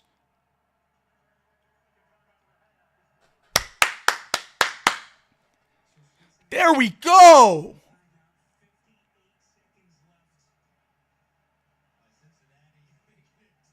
Chubb trying to get through there, but just unable to get across the plane. It's really, really close. I think he is down, but that's really close, and they're certainly going to take a look. Guess in the chat, guys. Guess in the chat before we get back out here. Are they going for this, or are they going to kick it?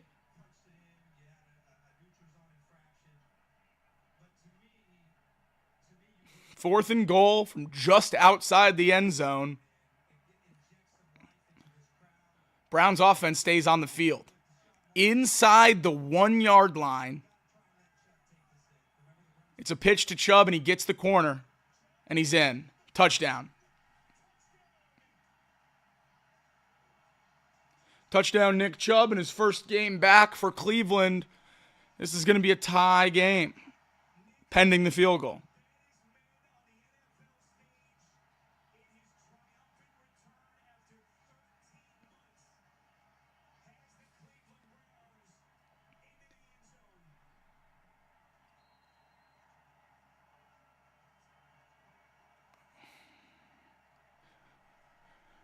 Chubb scampers into the end zone on 4th and goal to get the Browns on the board. Dustin Hopkins lines up for the extra point to tie this game up at 7. And it's no good. Bengals still lead by 1, 7-6. Bengals on top after the Dustin Hopkins missed extra point. That's a missed field goal and a missed extra point for Hopkins today. 1-point lead for the Bengals. Under a minute in this first half.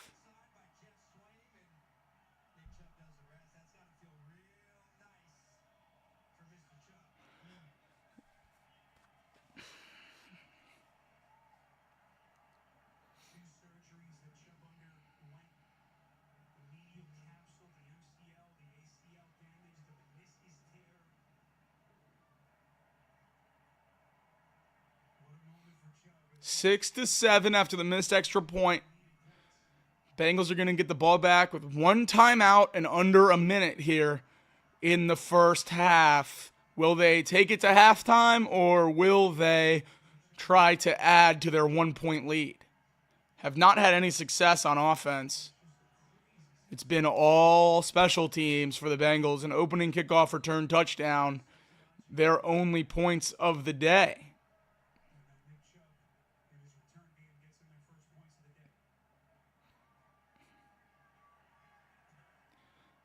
Hopkins boots it deep.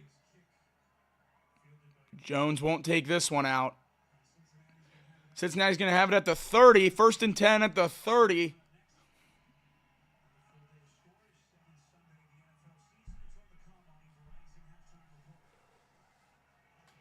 This team might not be very good, guys. But it's all right. We got a game to win right here. That's what we're focused on.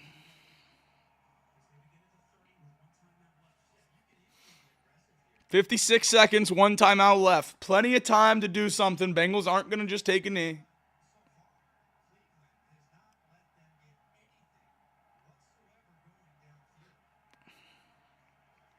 Burrow drops back to pass. Screen pass batted down by Myles Garrett. Flag down.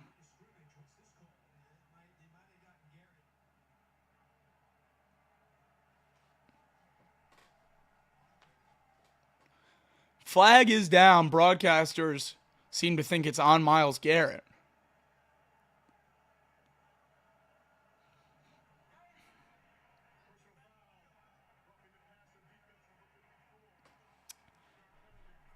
Not on Garrett, but is on the Browns. Roughing the passer on Okoronkwo.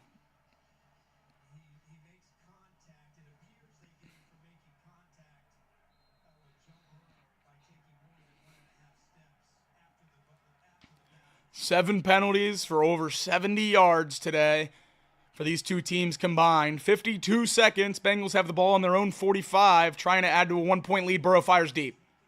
Real deep. And there's a flag for pass interference.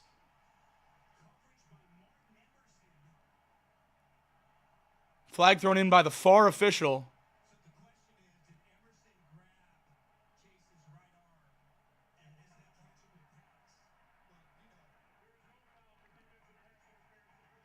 Wow. Calling that ball uncatchable is crazy because it wouldn't have been if it didn't get held.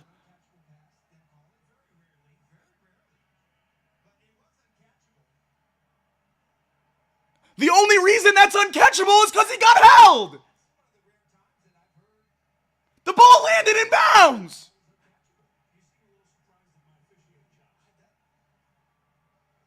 What? Injury update on Orlando Brown. Questionable return with a right knee injury. What? How is that not a penalty?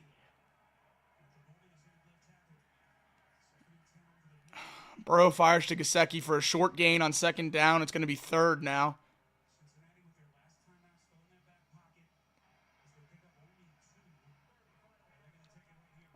Third and 8 with 40 seconds here as the Bengals use their last timeout. That's a crazy call.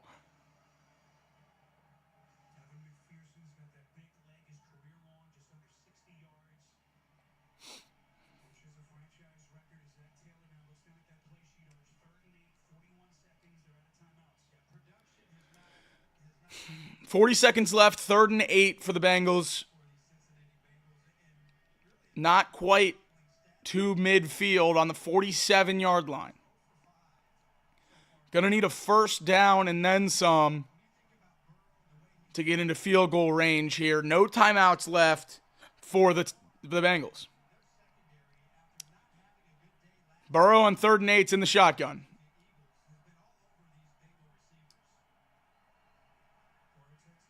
He fires. Caught. Incomplete. Fires towards Higgins beyond the sticks, but that ball is going to be incomplete and bring up a 4th down. Bengals are going to have to punt it away with 37 seconds to go.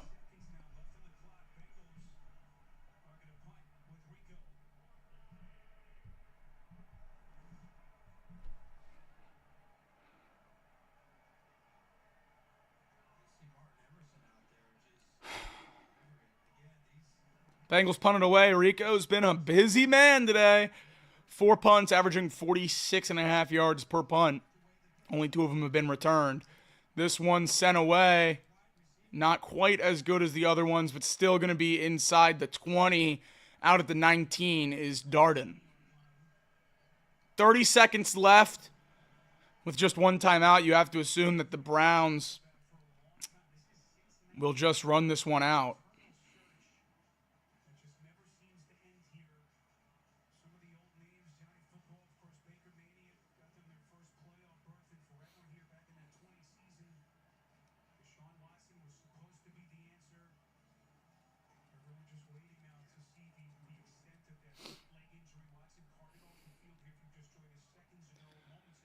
victory formation, or I guess not yet, but kneel down formation for the Browns as they're going to take this one to the half. Bengals lead 7-6 thanks to a Charlie Jones opening kick return touchdown. The offense has yet to convert a third down. Ryan Rico's been a busy man with 5 punts. Dustin Hopkins, Browns kicker, missed extra point, missed field goal, leaves the Bengals with a 7-6 lead at halftime. I'm going to step away briefly here during the break. And when I get back, we'll take a look around the league, update on some scores, and we might just have a special guest coming on for you. So make sure you stick around, and I'll be back momentarily to talk through halftime.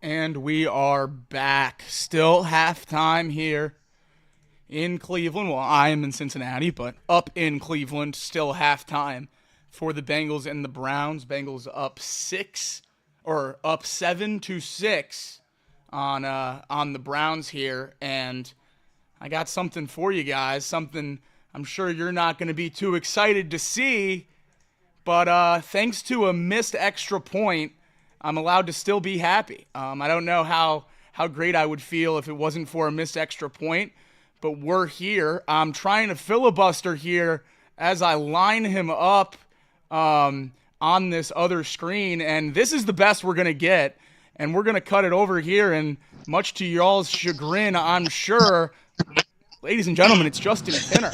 Justin Kinner, how are you? Bengals up 7-6 on your Brownies at halftime. Certainly not pretty for the Bengals offense. You called the Chubb touchdown, so kudos to you on that one. But how are we feeling? I mean, look, I know people got on me a little bit ago about kind of the Joe Burrow injury comment, which was a little low class on my part, so Yeah. I'll apologize. Okay. That goes. But is it bad that the injury to the quarterback for the Browns might have just saved the season, as horrible as that sounds? Yeah. Let's be clear. Deshaun, technically, and again, it's a battle of bad quarterback play in the first half, but technically outplayed Burrow in the first half. That's right. Every time Deshaun's entire run in Cleveland, he threw for like 300 yards and 3 touchdowns against the Tennessee Titans last year, gets hurt and is out for a month. He comes back, gets rolling, has the best game of his career as a Cleveland Brown against the Baltimore Ravens. Perfect in the second half, multiple touchdowns, out for the rest of the season. Has been straight garbage this year, and then has the best half of his entire 2024 season, and then the Achilles tears. So, man, I'm not going to shed a tear for Deshaun. Obviously, he's finally having a good half based on what? Bad quarterback play to compare it to all season. Yeah. It wasn't good enough. DTR comes in, makes the throw downfield. Like, I don't know about you guys. From your perspective, the Bengals defense, it's either really good and they're locking everything up down the field, or Deshaun's just not capable of throwing the ball past the 5 yards out. DTR comes in and zips it towards the corner of the end zone towards Tillman. Tillman, I was excited about that draft pick a few years ago. He's been non-existent. I don't know, DTR, Tillman, if that's the new QB wide receiver 1 combo. I don't know what that means for Cleveland, but nonetheless, they come away with 6. You talked about special teams, the kickoff return to kick off the game, but then you have Cleveland missing a field goal and an extra point. Cleveland could be winning right now, and they're not, but Cincinnati should feel good about a 7-6 lead at the half. Back-to-back games where the Bengals opened the game with a really exciting touchdown, something that you're not expecting to see, a Joe Burrow run against the Giants, then a Charlie Jones touchdown here, and then nothing else to show for it in the entire first half. This Browns defense is legit. Weren't able to get the sacks that they've gotten in years past leading up to this game, but so far in the first half, really getting home. Orlando Brown injury, definitely something to be scared about, but certainly not asking you to shed a tear for Deshaun Watson's injury. But any thoughts on the stadium erupting in cheers as soon as he went down? So obviously when his name was announced, we discussed this on Off the Bench earlier in the week, that I thought it was wrong. Of the Cleveland Browns fans were already planning to boo him as his name was announced as the starter today. And I thought that was wrong. I'm like, fans, you need to step up and do your part. Luckily, Deshaun overcame the boos and had a good first half, whatever that means. But when he went down, the fans cheered. Apparently, a lot of Browns players were getting into it with Browns fans on the sideline. It was an ugly scene. Mary Kay Cabot and some others were reporting on it that it wasn't a classy move on Browns fans' part. Get that? The Browns fans have had enough. We're not the classiest fan base. Get that? We get that. You put us in the spot to shine. We're gonna dim. It is what it is. That's fair enough. But we've had enough bad things happen that it's actually a good thing to see a new QB go in there. And unfortunately for the Browns, it took him getting injured to put somebody else in. Look, this is a Bengals show. I get you're asking about the Browns stuff, whatever. But the whole reason I predicted the Browns to win is mainly because overcoming some of the deficiencies on offense, and it's the defense. Joe Burrow in this offense has always struggled against the defense. We saw him struggle against the Giants last week. They're struggling against the Browns defense this week, and now it's going to come down to, can Joe Burrow outduel DTR in the second half? I mean, that's really what this is going to come down to. Yeah, and if we're asking those questions and they're up in the air, then I don't know what this Bengals season really is. So hopefully that switch flips in the second half and Joe Burrow can outplay DTR. I guess we'll see what happens with the Browns quarterback situation as the season progresses. Winston inactive today, but I assume he's projected to be the starter for most of the season. Or traded. Absolutely. Or traded. I'm hearing more people excited to see what they want DTR to prove he stinks. Okay. Or prove that he could be the guy. Because if he's the guy with experience, you don't have to wait on a rookie to come along, and you can try to reassess some stuff. I don't know what that bird is in the background. My apologies. It's circling the Brown season, right? Yeah. But no, I mean, are you guys concerned at all? I mean, it's back-to-back weeks where the offense is not good. No, very much concerning. I was talking up the Giants defense a lot, saying that they were good, and maybe that was a good justification for it, but to turn around and do it again. Browns defense is fine too, but not what they used to be, not what they were in the past, not in the last few years, certainly. So not reassuring to see that, and not a lot of receivers getting open or anything along those lines either. So a lot of holding the ball too long, rolling into sacks, not the best play from number 9 or the receivers so far. Definitely room for concern. I'm still just really happy about Chase Brown, 30-yard run called back by a hold. Think he's done a lot for that rushing game, but the offense needs to look better, and it's getting to a point where you can't just say, hey, they're going to turn around and score 30 points at some point soon, because I don't know that that's a lock anymore. It was for about a 3-week stretch, but Giants 17 points, really 10 in the stretch of that game, and then now just no offensive points in the first drive, 5 punts. It's unacceptable and definitely a call for concern, and I think, certainly in our chat, the Zach Taylor crowd's getting a lot louder. Well, it'll be hard for me to defend. I'm more of a Zach defender than most of you Bengals fans. I've never argued Zach's top 5 in the league. I just think some of the hate is unjust. But to be fair, though, I guess you're right. The slow starts, and I don't think this is a slow start. I just think this team has deficiencies. I think in years past it's been a slow start. I chalked it up to a slow start, but they just might not be that good. But the problem is, if you're not that good, when your defense has been atrocious, your offense has been great. And when your defense has been great from a scoring perspective the last 2 weeks, the offense hasn't complimented it at all. Right. I mean, guys, with all the smack talk we had back and forth all week, jokingly back and forth and stuff, realistically, a kickoff that doesn't happen in NFL at all today. Yeah. It's a 6-0 lead Cleveland at half. Right. There's a lot to question. But also, Joe Burrow, I thought that pass interference, which I guess, I can't hear it. We have the TV on here. So there's a lot of people here. They said that it was an uncatchable ball. Okay. But it landed 5 yards away from him when he was held. I don't know. I wasn't going to argue calls with you at halftime, but that one got me a little fired up. I thought that was annoying. No. I'm not a calls guy. I don't like blaming officials for anything. I don't do that with Ohio State. I don't do that with college. In a 7-6 game against the Browns, I'm not going to blame the officials for the Bengals' deficiencies. No, there's a lot. Absolutely. Look, the second half though feels completely different.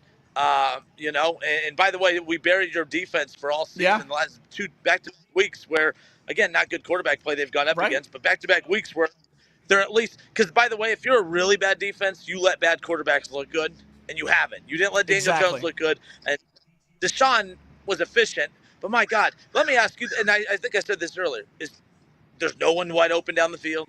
Is it just check down Charlie offense? I don't even know if he's looking at this point. Is he looking downfield? I don't know. It seems very quick, tight ends, running backs. Well, We'll see what DTR does. Yeah. We're headed out of commercial break here up in Cleveland. So, Kinner, I'll let you get back to your bar, which I'm sure is where you're at, sucking down a few beers and ripping your stogie. No. There you go. My victory cigar at halftime. The fact that we're not getting blown out at halftime, this is my victory cigar. That's what they say. That's what they say. 1-point losses at halftime is when you smoke cigars. So thank you for joining us today. I would say good luck in the second half, but I wouldn't mean it at all. But 10 a.m. tomorrow morning, Justin Kinner's the host. I'll be there along with Elliot Rear and Casey McCollister off the bench right here on Chatterbox. We're about to get underway here in the second half. Thanks for joining us, Kinner. Hopefully a little bit more exciting here in the second half. By the way, we're all the hosts, just to be clear. And secondly, by the way, I could feel Elliot smile when that injury happened. I'm going to have some words for Elliot tomorrow. But I appreciate you, man. Have a good rest of your day. See ya. Yes, sir. Kickoff goes into the end zone. And the Browns are going to take over here to start the second half. Thanks to Justin Kinner for joining us there for a little bit during halftime. Noted Browns fan, Daily Show host here at Chatterbox.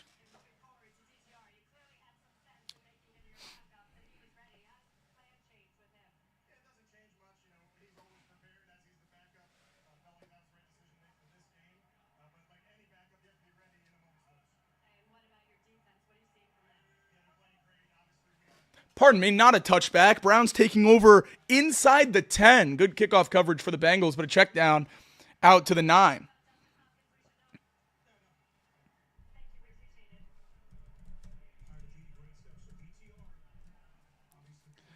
Sean Connor remembering my pick from earlier in the week. Bengals first half money line because I didn't want to talk to Kinner as a loser. And here we are. Won the first half. But there's two halves to a football game, right? There's two halves to a football game.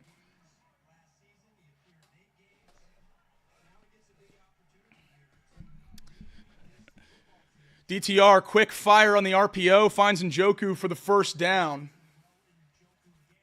Update from Craig, our postgame co-host. Amari Cooper touchdown for Buffalo. His first game with the Bills. Already able to get into the end zone. Jameis Winston inactive today, but is dressed on the sideline. Emergency third quarterback. If DTR gets hurt, it would go to him, I believe, even though he is inactive. Play action pass. Thompson Robinson's going to fire again. Almost picked. DJ Turner gets his hands on the ball first. Jumps the route. But the ball falls incomplete. DTR certainly does look like a much scarier passer than Watson, which is interesting to say when Watson had almost 100 passer rating in the first half, a 98 passer rating in the first half for Deshaun Watson, almost 30 points better than Joe Burrow. Really was having a good half, but as you heard Justin Kinner, and I've talked about it already here, no downfield passing game at all. A lot of checkdowns for Watson. That seems to be changing here with Dorian Thompson-Robinson right away, though. It's a read option, and Thompson-Robinson keeps it. And he's off to the races, and boy, can he run. Out across the 50. DTR's going. He's an electric player. Browns have confirmed an Achilles injury for Watson. Sam Hubbard, geez Louise, Sam. I mean, what are we doing? That was terrible. Sam Hubbard with an abysmal play, just not doing what he's supposed to do there on a read option, not staying home. DTR fires underneath, it's dropped and then caught, then dropped again by Njoku. Oh my gosh, what a crazy play. That's one of the crazier incomplete passes you'll see in a long time. I mean, Sam Hubbard, it was one of the worst plays I've ever seen, and that's saying a lot out of him. How do you just run straight down the line? That contains terrible. Ball hits Njoku right in the hands. He drops and then almost makes an incredible diving catch and then just can't hold on through the ground.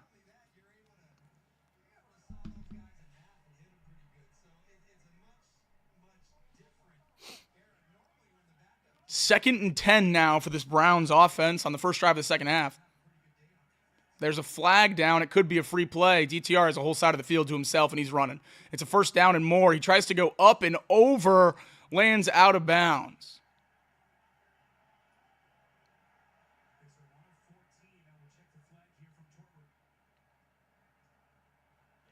You guys in the chat are ahead of my stream. It doesn't usually happen that way. I think I usually... Illegal motion. Not all 11 players set by the Browns here is going to back them up. I'm going to do something I probably shouldn't do right now and try to reset the stream, get back closer to live. We'll see if I'm able to do so in time for the next play, and we are. Don't know if that helped, but we'll certainly see. 5 penalties for 40 yards. For the Browns. 2nd and 15 now. As Thompson Robinson stands on the elf. trying to lead the Browns here for his second touchdown at quarterback today. Ball is fired towards Tillman. It's caught at the original line of scrimmage for a 3rd and 10.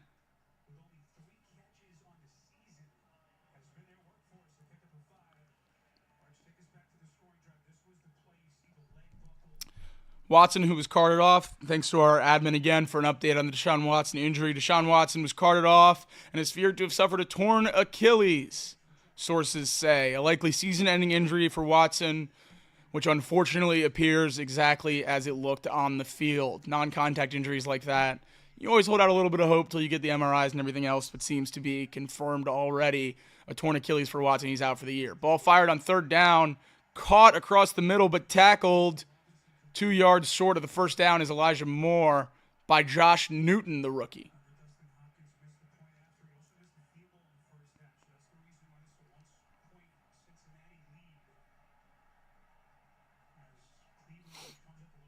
Fourth and 1. They're going to leave the offense out there. Cincy B says he misses enjoyable Bengals games. Boy, oh boy, I would kill to have been doing this in like 2021 or something, 2022. 4th and 1, but it's a long one. It's a play-action pass. Thompson Robinson fires. He skips the ball, incomplete. That's a stop for the defense.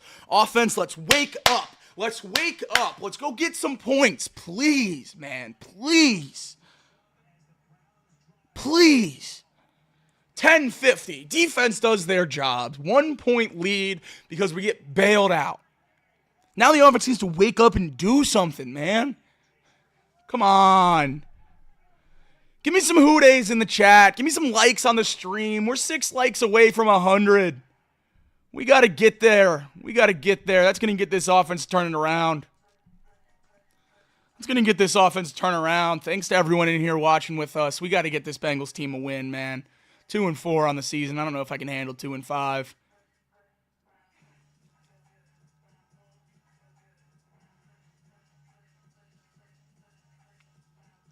I would love Joe Burrow to take over the game. I love the sentiment in the chat. Take over the game.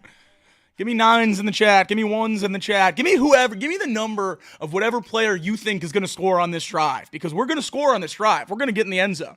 So put the number of the player that you think is going to score on this drive in the chat. I want to see your guys' predictions, and I'll think of something for whoever gets it right. But everyone predict who's going to score in this chat. And you can do it too. You can do it too and say it's going to be a field goal by McPherson. But we're going to get points here, and I want predictions. Who-days in the chat. Score predictions in the chat. Let's go, guys. 99? Is that a 99 I see? We think Miles Murphy's coming off the bench? That Sam Hubbard package? A lot of 1s. A lot of 5s. A lot of 30s. Those would be the locks. Andrew Boys, big man Tutty. That'd be cool. I'll take a big man Tutty. If you think I'm dragging today, that's who you blame. Andrew Boys, welcome to the chat. It was his wedding yesterday. So congratulations to Andrew and Corinne, the newlyweds. It was a wonderful time. And now he's in the chat with the rest of you guys. That's right. I don't like the zeros. 0 is bad vibes. 0 because nobody has confidence in the offense. No. We're going to score. And we're predicting numbers for touchdowns here. Come on, no zeros. Have a little faith, AJ and Rollins. Have a little faith. No zeros, please. I need good vibes. I need good vibes.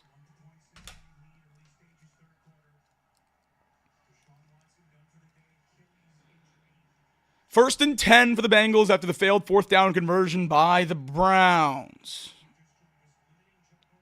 Burrow in the shotgun, stands at the 30, ball's at the 35, Eric all in motion.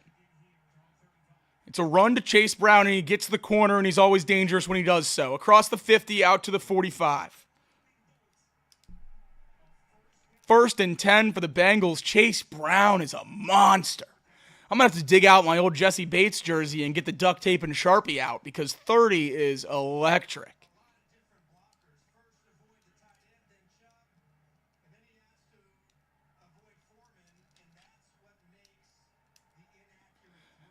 Dorian Thompson-Robinson is going to make the Browns 50 times more enjoyable to watch this season. Handoff up the gut to Moss. Just 1 yard on the carry for Moss. It's such a stark juxtaposition when you go from a Brown carry to a Moss carry. The explosion on 30 is just so much different than from Zach Moss. I mean, Chase Brown just gets out of there when he gets the ball in his hands. Orlando Brown has been downgraded to doubtful. Doubtful to return in this game. Cody Ford, probably your left tackle the rest of the way. 2nd and 9 for the Bengals. Across the 45, getting close to the 40 now. And Burrow finds Moss, who's running. Out of bounds after the first down. Optimistic John Silvani says Moss is worthless. Wait till you see that little catch and run. Good play there by 31.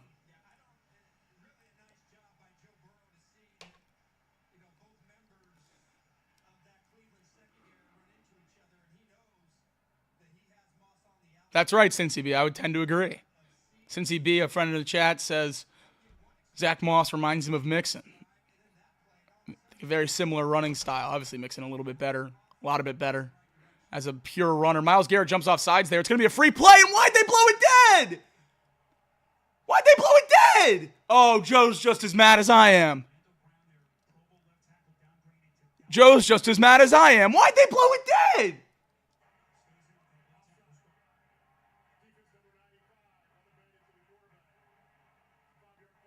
Unevaded to the quarterback. No way. We'll take the yards. It's 1st and 5, but geez, I would have loved a free play there.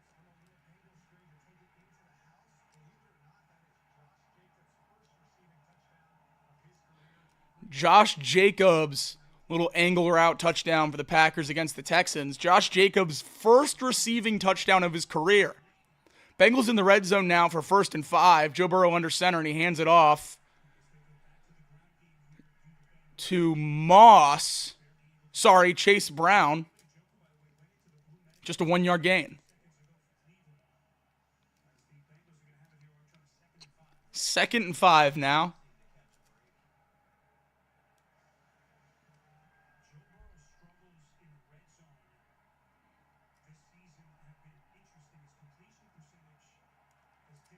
Second and 5 now for the Bengals.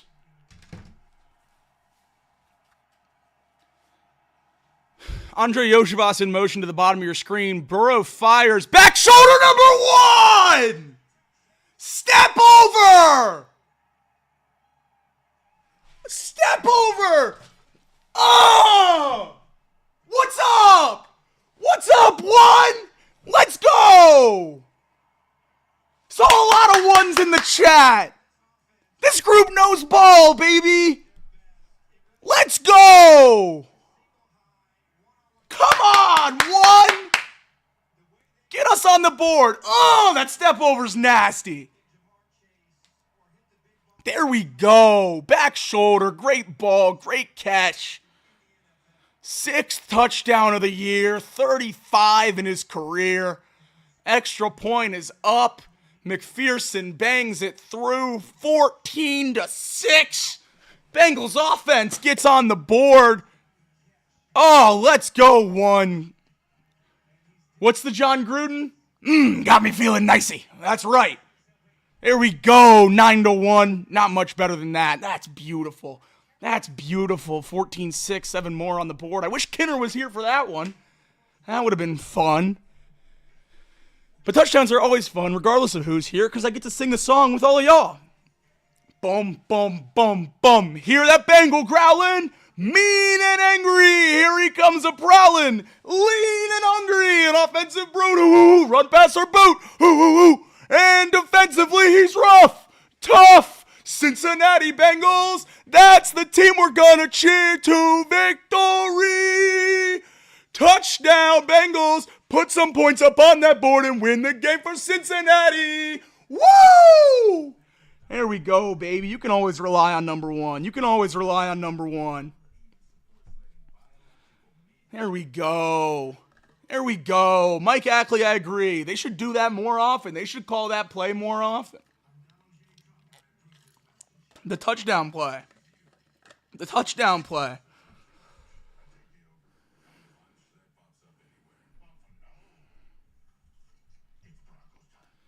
There we go, baby.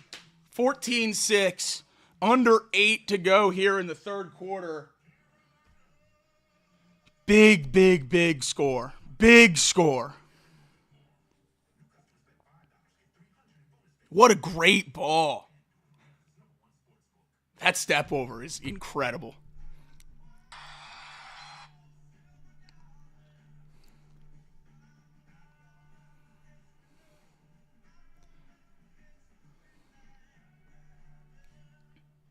That's incredible. There we go, baby. Ty Lue, how you feeling?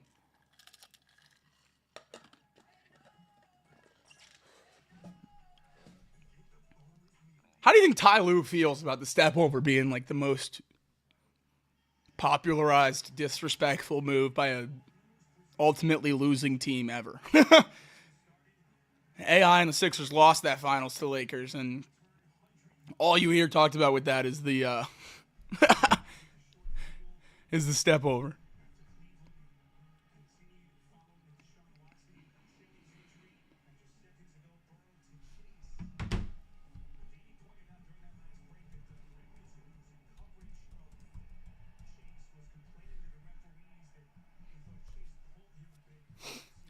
Second career touchdown versus Cleveland for Jamar.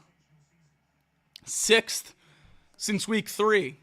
Orlando Brown there on the sideline, but is doubtful to return.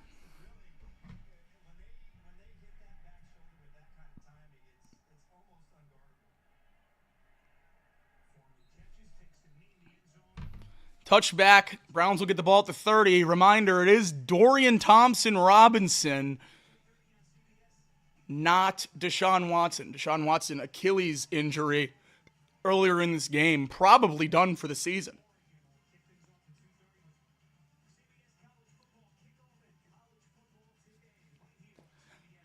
My water just rolled out of my reach. Give me 1 second.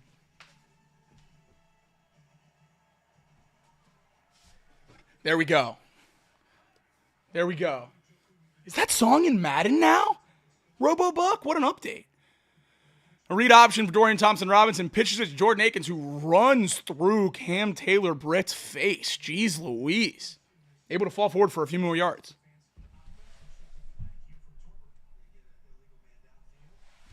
Illegal man downfield is the guess of the broadcasters. And that's right. I like David Bloman's 3 ampersand outs, and I need to steal that. I need to steal that from Reed. We need more 3 ampersand outs in this chat here.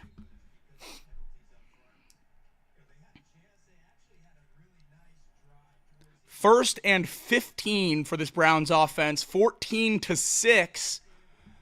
After Justin Hopkins has a missed field goal and a missed extra point in the first half. Swing pass out to the right side of the field and able to pick up about 10 is Pierre Strong. A lot of miscues by this Browns team today. Plenty of opportunities to put the Bengals away, and they just haven't done it. Maybe not put them away, but certainly be in a better position now to take the lead. It should be 14-10 at the very least.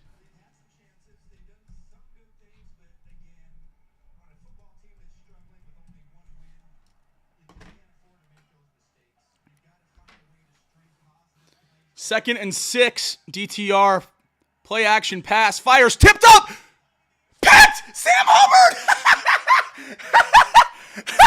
The Cincinnati Kid!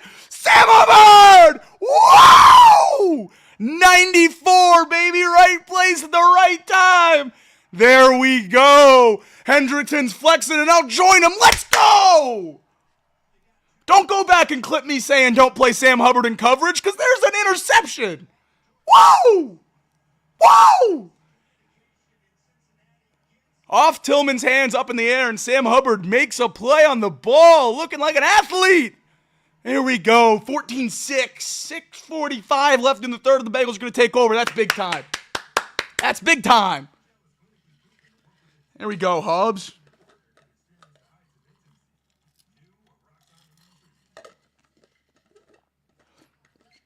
David, if he plays better more consistently, then I'll apologize. One interception on a tip pass is not garnering an apology from me.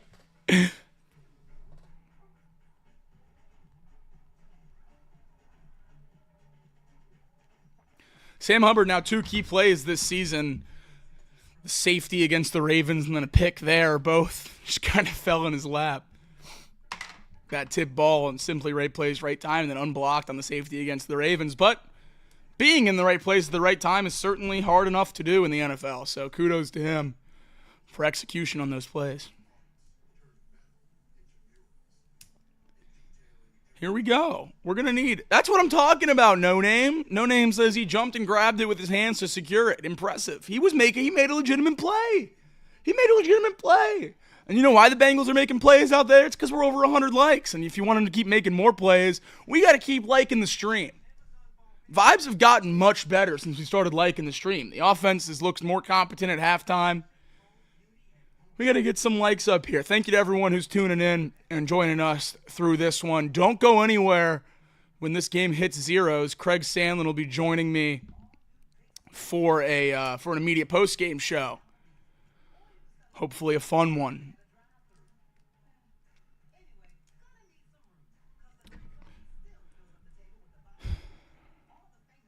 The best way to intercept the ball is with your hands. Yes, that's absolutely right. That's absolutely right. Glad we're on the same page here. Taking a peek around the league here while we're in commercial break. Bengals Browns 14-6 with 6:45 left here in the third quarter. The Bills are up 14-10 on the Titans. The Packers up 21-19 on the Texans. The Eagles taking care of business in New York against the Giants 21-3. Lions out in front 28-17 over the Vikings. And Joe Burrow and the Bengals offense back on the field with a handoff up the gut. Tackled for a short gain is Chase Brown.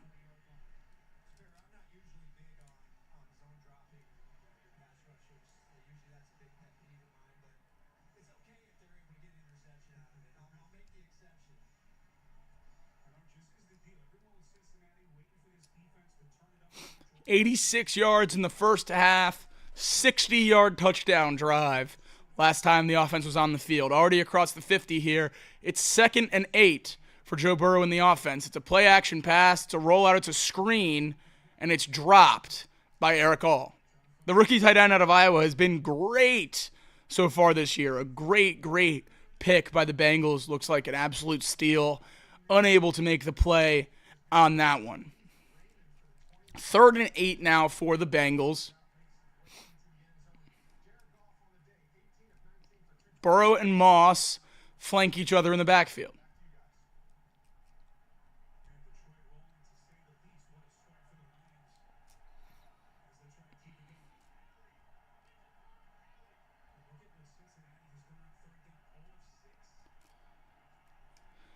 Hand off to Moss, who is swallowed at the line of scrimmage by Myles Garrett. 58-yard field goal should the Bengals want to kick it. 4th and 7 with an 8-point lead. 14-6. 4th and 7 for the Bengals offense. It would be a 58-yard field goal.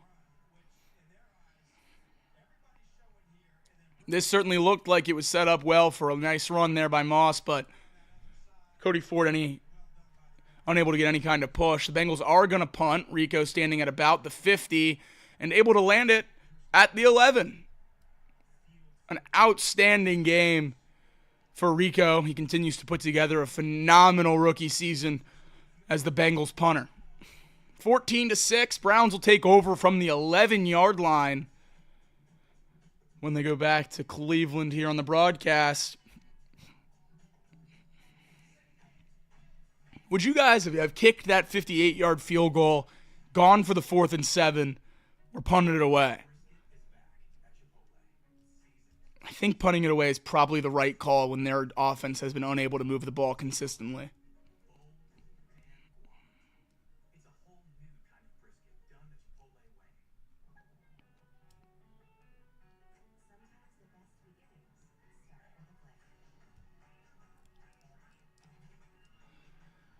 Bengals are going to have to go out and get a tackle if Orlando Brown's injury is long-term. Cody Ford's not an answer at left tackle. Not for a team that's trying to win a championship. Not that we're necessarily a championship team right now, but I guess that has to come into play as well. What are the current expectations, not preseason expectations?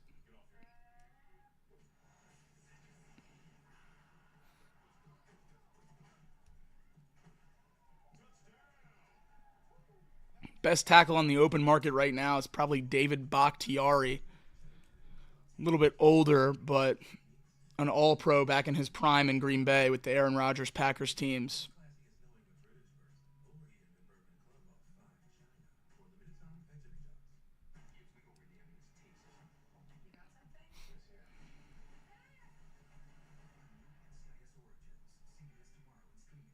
That's right. Colton puts it a little bit better than I did. Cody Ford's not the left tackle you want in front of a $250 million quarterback that has injury issues. And that is absolutely correct. That is absolutely correct. You can't have a liability over there blocking the blind side with what we already have seen with Joe Burrow and his propensity to get hurt. Absolutely a fair sentiment. No Name says he feels like Orlando Brown's injury is mild, if not minor, because he's still in pads versus street clothes, and I think that's definitely a fair assumption.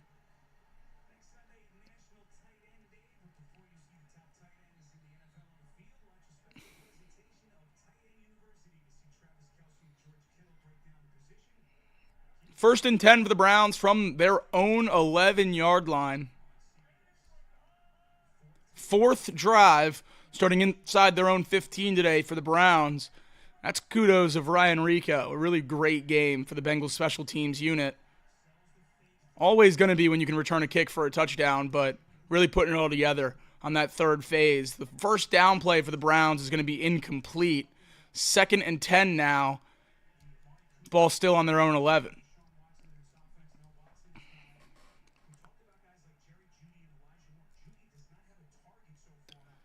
No targets for Jerry Jeudy today. No targets for Jerry Jeudy today. In the first game, the Browns are without Amari Cooper. I think it was just kind of everyone's expectation that Jeudy was going to slide into that number one role. Obviously, they traded for him from Denver earlier this offseason and then extended him, but not giving him the ball much today. A read option, Thompson, Robinson, and Chubb. Robinson's able to keep it for the first down. Faked out the cameraman. 3 carries for DTR for 43 yards.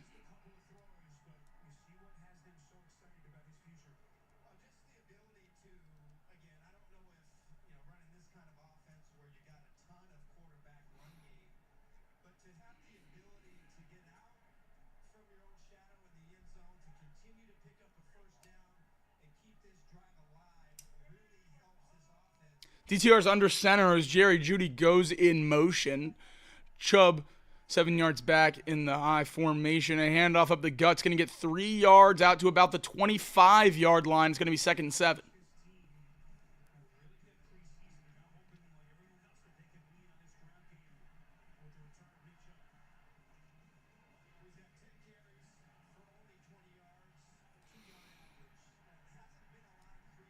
Two yards per carry for Nick Chubb.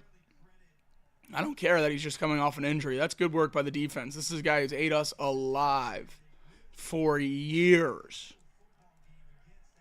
Obviously able to get into the end zone, but just over 20 yards on 11 carries is good work by this defense. DTR in the pocket. Hendrickson coming and lays a big hit. That ball floats out of bounds. Hendrickson's shaking up, limping after the play, but it appears he's going to be okay. Limping back to the Bengals defensive line, but no gestures to the sideline or anything in that nature.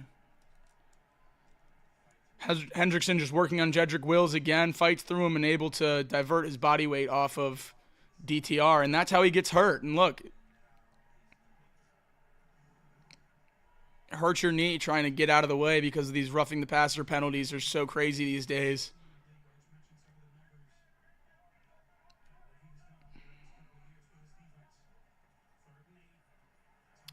Pass rush can't get home. Thompson Robinson's going to fire, and it goes out of bounds. This defensive line's having a day. Be getting a lot of pressure on both Browns quarterbacks. That time, Jermaine Pratt able to force the errant pass. It's going to be 4th and 8.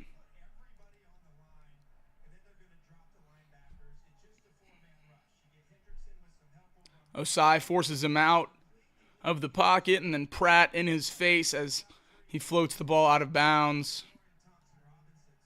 Jerry Jeudy spikes his helmet on the sideline, not having a great day. Bjorquez out to punt again.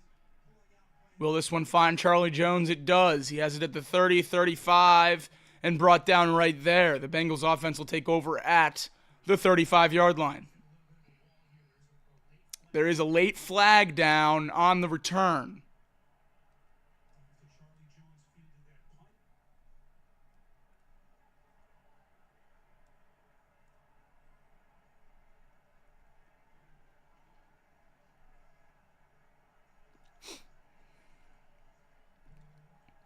See if it's on the kicking team or the return team.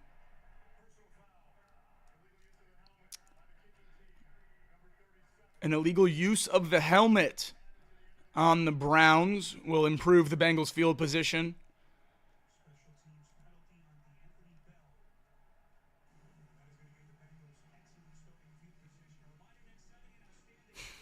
That's right, Melee. Hit that like button for a Bengals TD here. 21-6 feels much better than a 14-6 win. Start to show a little bit of dominance. We're going to need this offense to step it up and get in the end zone again. Last two drives have looked good. Sorry, touchdown drive was good, but motion here for Eric All. Burrow in the shotgun, fakes the pitch, and he fires. Caught by Higgins. Can he make a man miss? He cannot. Goes down after picking up the first down. Does Higgins. Bengals offense on the move, wasting no time. 3:15 to go here in the third.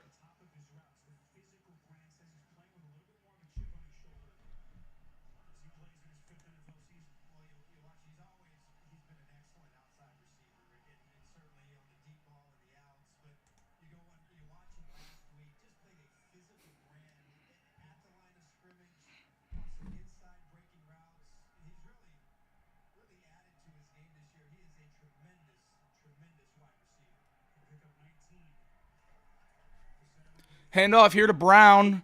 Can't not get back to the line of scrimmage. Bottled up for a loss of about 4.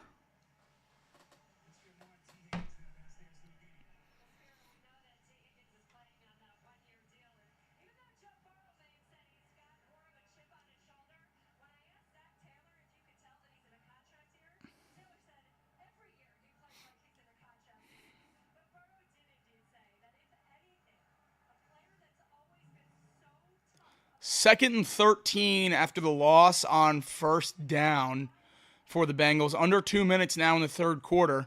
Zach Moss motions up behind the guard. Chase runs across the formation. Burrow drops back to pass. Fires into the flat to Chase. Gets out to about the 35.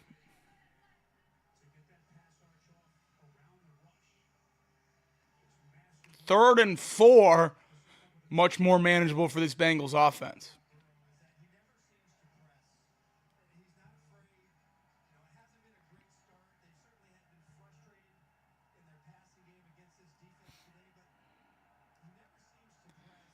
Burrow and Moss in the backfield. Bengals just 1 of 5 on third downs throwing the ball today. This is a 3rd and 4 from the 25. Burrow in the shotgun. Drops back to pass. Fires across the middle. T makes a man miss, and he's in. 10-5. Touchdown. High step in. There we go. 5. Number 1 and number 5 both get into the end zone. Let's go, Joe. 20-6. Extra point pending. There we go, baby. Turn it up in the second half. There we go. 3rd touchdown this season for T. Higgins, able to make the primary defender miss and get into the end zone. There we go. 9. Way to turn it around. Hell of a drive. Hooday. Hell of a drive. 1 run, 3 passes, 50 yards in a minute and 55 seconds. Hell yeah. Extra point is up, and it's good. 21-6, 90 seconds remain here in the third quarter, and you know what we do now? We sing! Man, this team's more fun when they're scoring points. There's another one. Third touchdown of the day. Second for the offense. And if you get real quiet, I think you can hear it. I think you can hear that Bengal growling. He's mean and angry. Here he comes a prowling, lean and hungry, an offensive brute. Hoo-hoo, run passer boot. Hoo-hoo-hoo. And defensively, he's rough, tough. Cincinnati Bengals. That's the team we're going to cheer to victory. Touchdown, Bengals. Put some points up on that board and win the game for Cincinnati. Woo! There we go, baby. 21-6. Bengals up big in the third quarter. Maybe I should text Kenner, see what he's doing. See if he can come back on. I like the way you think, Rick. Jade says they're singing with me. I hope you all are. I hope you're all singing with me. There we go. Good vibes. Minute 30 to go here in the third. 21-6 lead for the Bengals. McPherson getting ready to send the kickoff deep. And he goes into the end zone. Browns will get it at the 30. Bengals defense came to play today.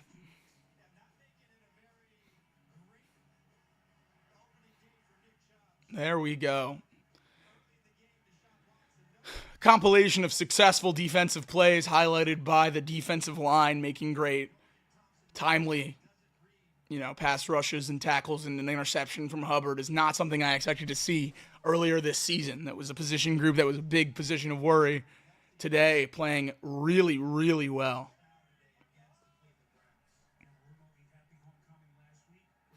$13 points in the last 2 weeks so far tonight. Finds Pierre Strong in open space. He makes Logan Wilson miss, but no such luck on Jermaine Pratt. Great open field play by the Bengals linebacker.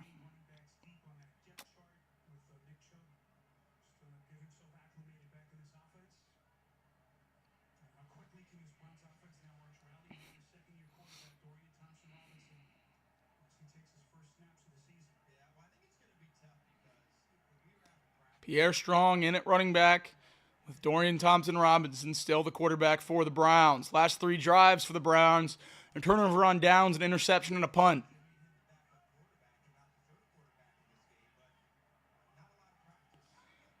Thompson-Robinson fires towards the sideline. It's caught by Elijah Moore for about 5. It's going to be third down.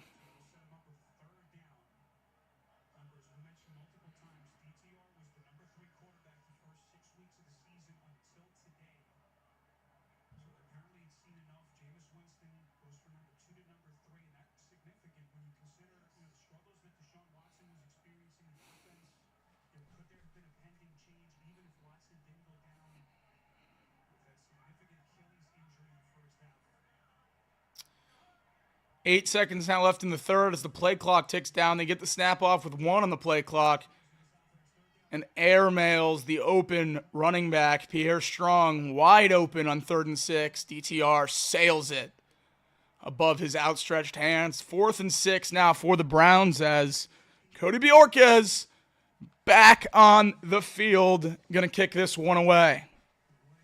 2 seconds to go in the third quarter.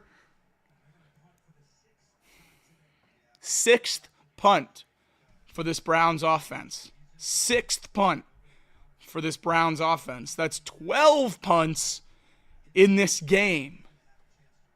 3rd 3 and out for the Browns as Bjorquez sends it deep. Going to be caught at the 10 by Charlie Jones, who gets out across the 15 to about the 18.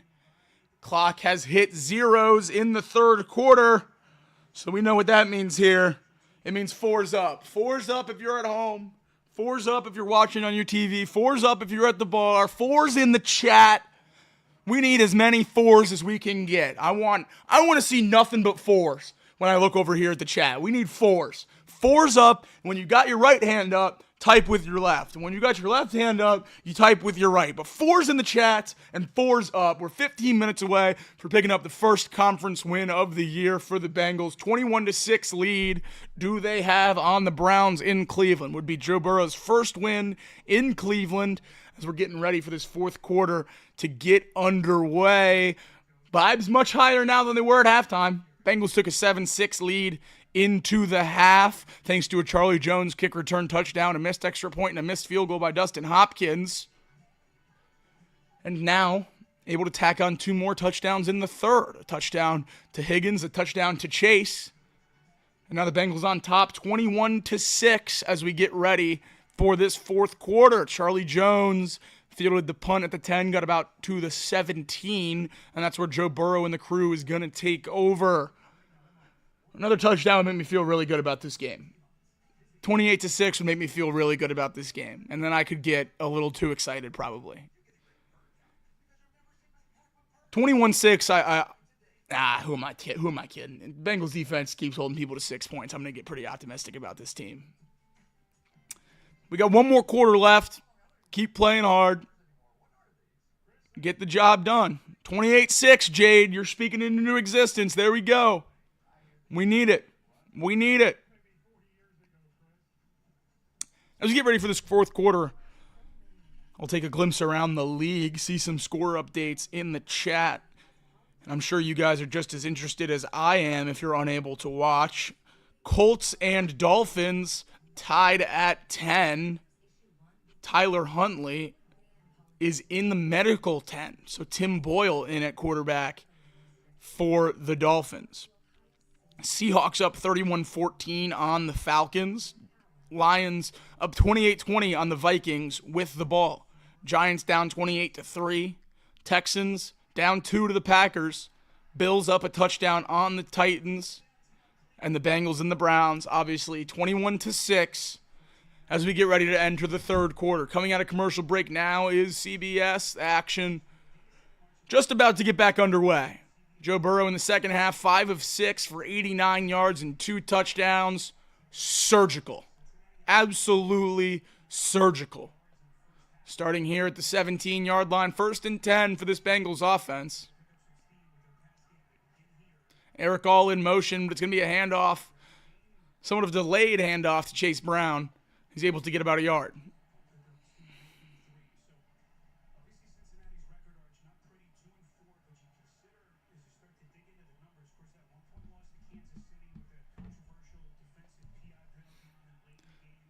All 4 Bengals losses by 6 points or less. That is the most such losses in the NFL on this young season.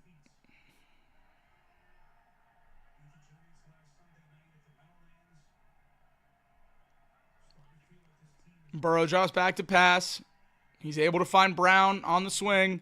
Can he get the first down? He cannot. It's going to be 3rd and 3.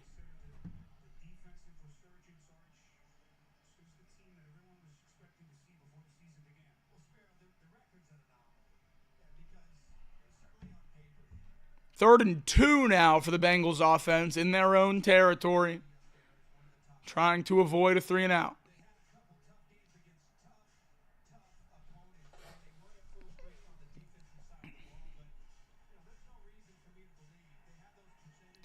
Burrow in the shotgun, flanked by Moss.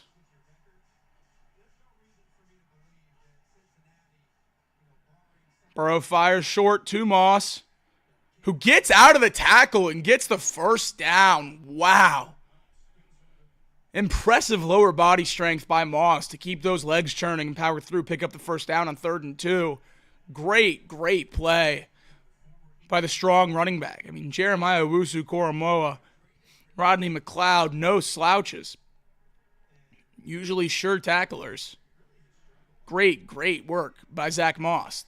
3 catches for 32 yards today for the running back.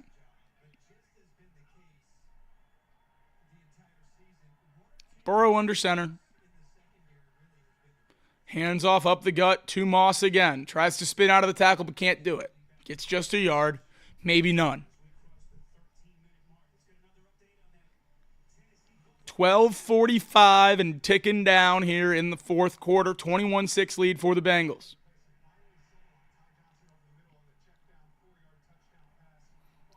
If we want the Bengals to go down and get in the end zone one more time so we can sing another song with 12 and a half left, we're going to have to get these likes up, folks. Make sure you're hitting the like button on the stream. Thanks for joining us today. It's been a fun one so far. 12:20 left to go here in the fourth quarter. 2nd and 9 as the play clock ticks down with Jamar Chase in motion. Bengals get the snap off. Burrow fires. It's dropped. It was a low pass to Sample, unable to haul it in. 3rd and 9 now for the Bengals offense. 12-13 left in the fourth.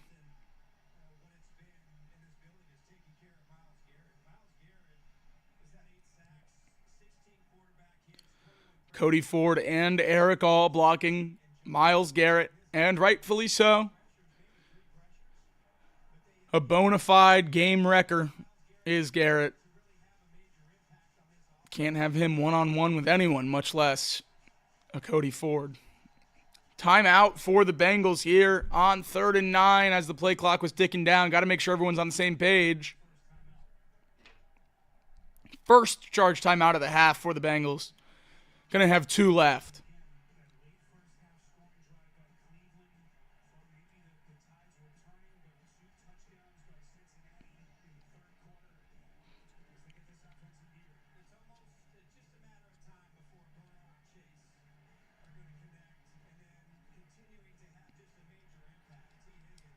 T. Higgins means so much to this team.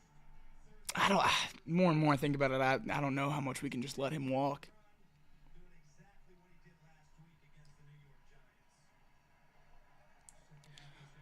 TD, punt, TD. Bengals last 3 possessions. Trying to break the trend of alternating here on 3rd and 9.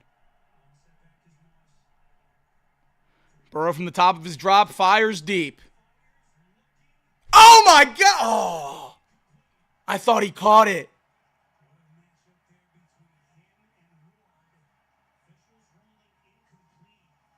Wait, are they giving that a pick?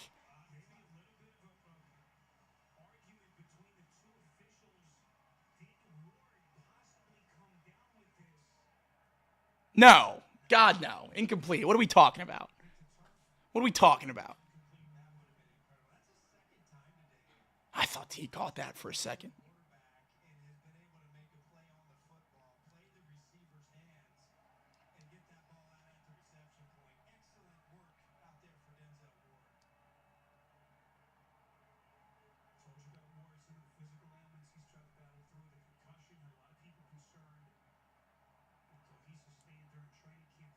Rico out to punt for the 7th time today. 7 punts for the rookie punter.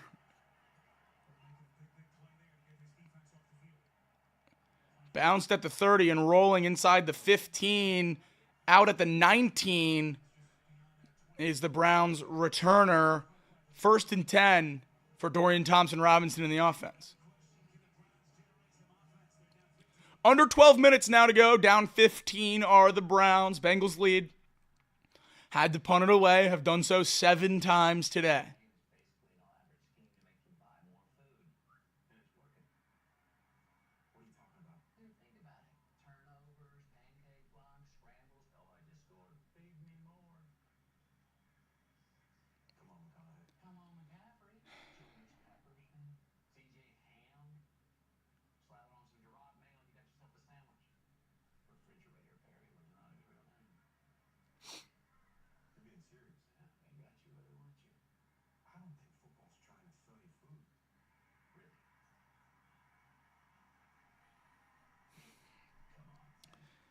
Under 12 to go here in the fourth.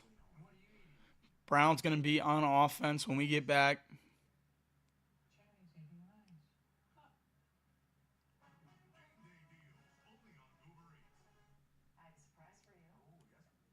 Burrow rushing prop. Respect Stephen Smith for taking that wager.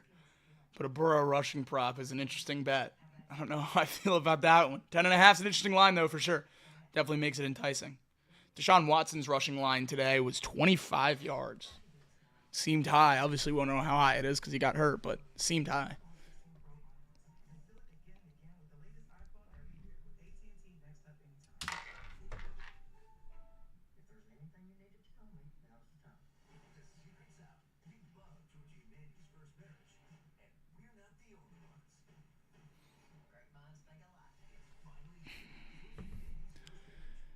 Here we go. Home stretch here in Week 7 up in Cleveland. AFC North battle, Bengals-Browns. Battle for Ohio, Battle of Ohio. I don't remember which one they call it in football. Battle for Ohio. Part 1. Bengals-Browns. Bengals on top 21-6 with under 12 to go here in the 4th.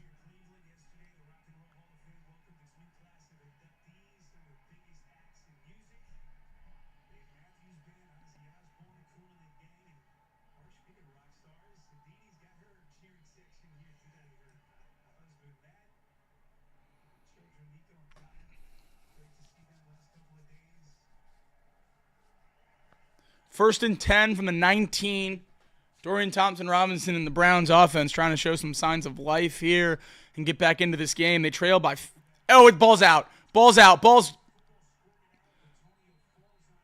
fallen on by Joe Bitonio. But another sack for this Bengals defense. D-line continues to execute and play good football. 2nd and 14 for this Browns offense. Since that touchdown drive near the end of the half when Deshaun Watson got hurt and Dorian Thompson-Robinson was able to take them across the finish line, the Browns offense has punted twice, turned the ball over on downs, and thrown an interception. Not pretty. Here, a pass to Cedric Tillman for about 8 is going to lead them with a 3rd and 5.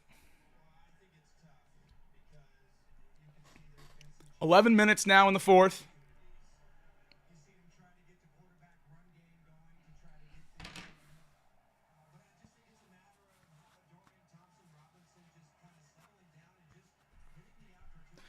Fired over the middle and caught. Again, it's Tillman, brought down by Pratt. You heard Justin Kinner say it at halftime. Maybe Dorian Thompson-Robinson to Cedric Tillman is the connection of the future in Cleveland. We'll see. 5 catches for 45 yards today from Tillman. Some of that obviously from Watson, though.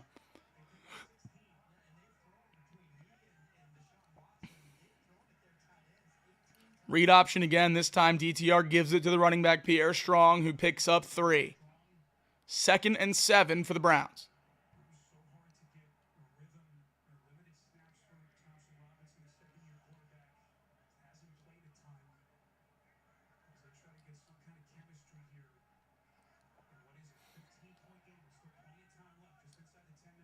Thompson-Robinson, empty backfield.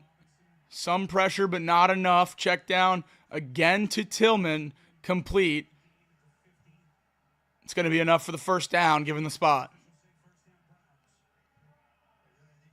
Under 10 minutes now, 9:40 and ticking here in the 4th quarter. 1st and 10 for this Browns offense. Again, led by Dorian Thompson-Robinson because of an Achilles injury to Deshaun Watson earlier in the game.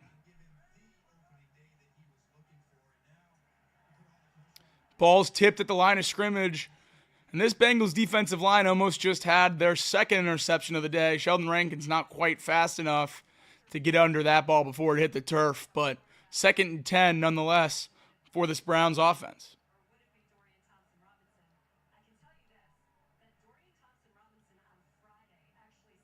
Mike Vrabel on the Browns sideline talking to Jameis Winston.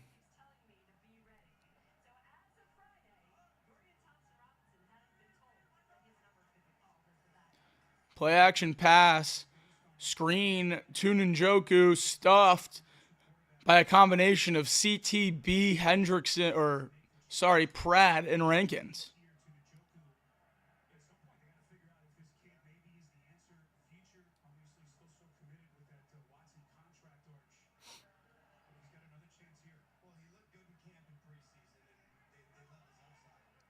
Four for 5 for 38 yards is Thompson-Robinson on this drive. He's in the shotgun here. Pressured. Oh, what?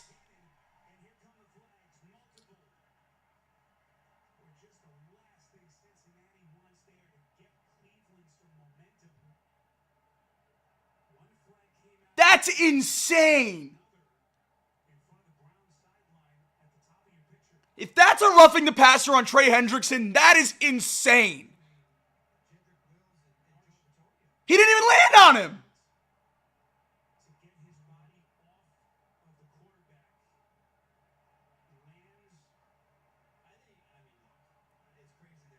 That is not roughing the passer in any way, even with their new soft crap rules.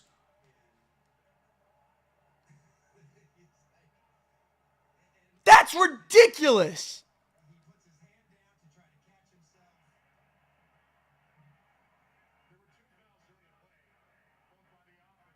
Oh!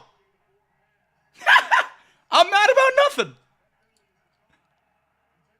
There we go. They got it right. Look at that. They got it right. Who knew? Hendrickson was just as mad as I was, so he thought they were blowing that call. There we go, Henny. What a play, 91. That should count as a sack. There we go. Way to get it right, refs. Jedrick Wills just not blocking anybody. Completely untouched as Hendrickson. Caught by Wills.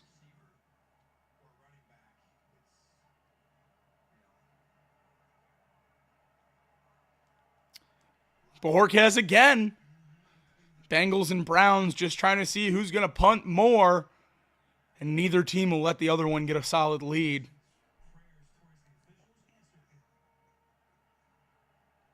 (21-6) as the Browns prepare to send it back to the Bengals with 8:45 to go here in the game.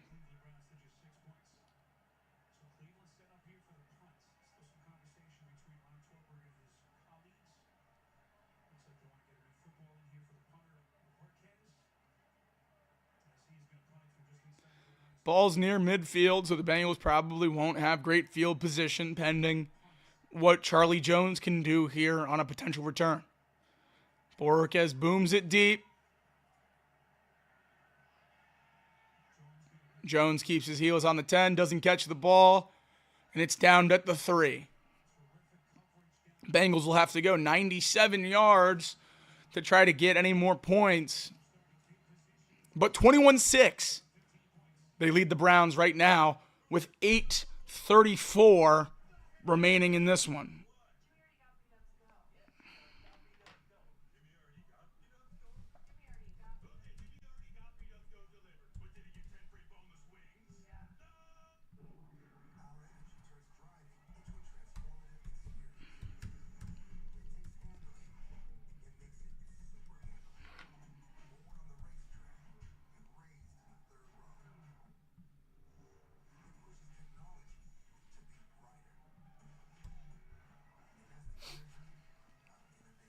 All right, here we go.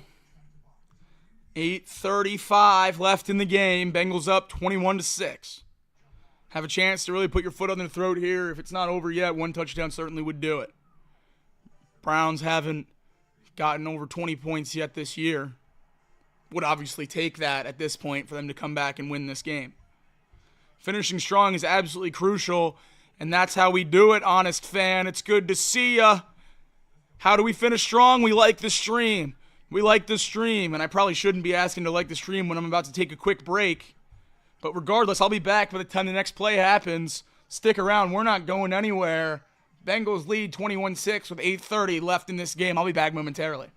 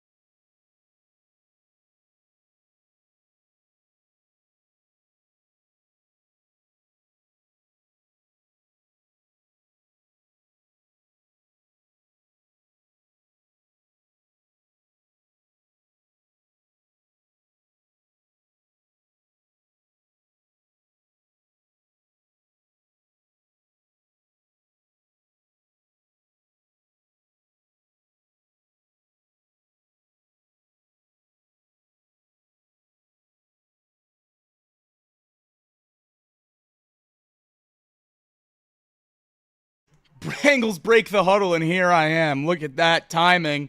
We're back in action. 8:34 here in the fourth quarter. Bengals backed up inside their own 5.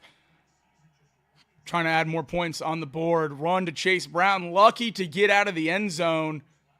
Gonna lose a few yards. Ball pops out. But he's gonna be down.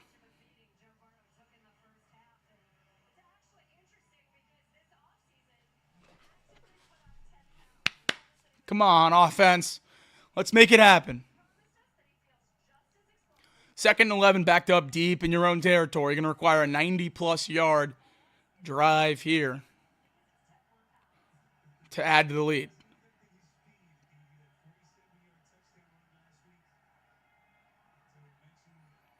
Another handoff up the gut, this time Chase Brown again, and he's able to keep his balance and battle forward almost for a first down. If not, it's going to be 3rd and very short.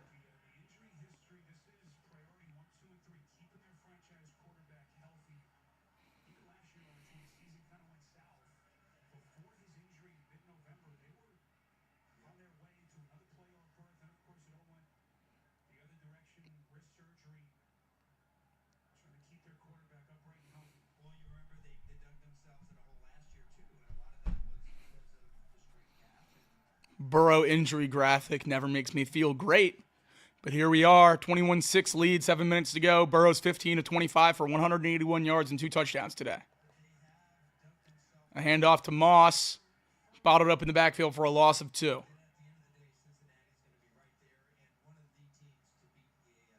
Clear running back 1. Dolce says Chase Brown is the clear running back 1. I absolutely agree. I don't think there's any questions about it. I don't think anyone's arguing that at this point. He's a much, much, much better player with the ball in his hands. Zach Moss is still incredibly valuable to this team, and he's going to play a big role in this offense if we're going to get anywhere close to where we want to go. So, need them both for sure. Burrow in the backfield here. It's Moss.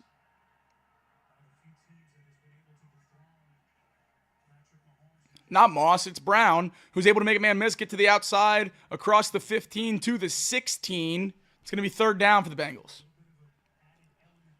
Chase Brown snap count and carries and all that good stuff keeps going up week by week. He's been a great player.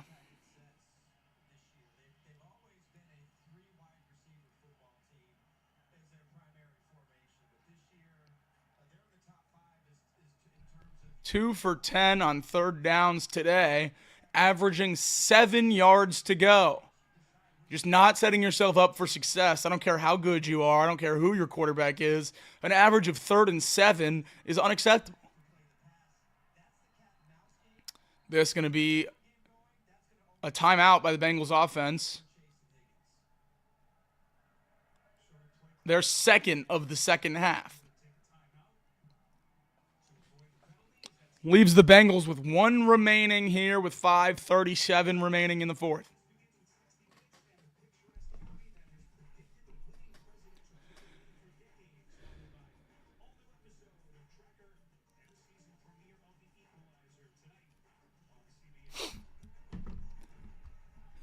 More likes is how the Bengals get this first down, go down and add some more points to the board. So if you want that to happen, make sure you hit that thumbs up. 3rd and 7 with 5:40 to go. Today, the Bengals have a 15-point lead. Their last 3 games in Cleveland, minus 45. 3 for 8 passing on 3rd down for 2 first downs today. Haven't picked one up on the ground. This is 3rd and 7, and they're going to run it. Chase Brown up the gut for about 3 yards. Bengals will punt inside their own 20, 4th and 4. Under 5.5 minutes to go.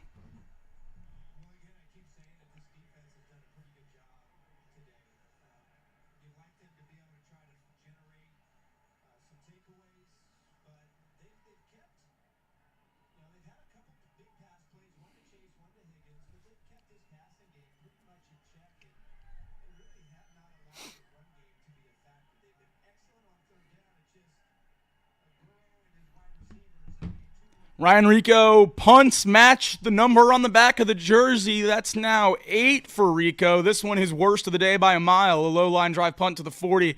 Gets a good return for the Browns. Going to have good field position.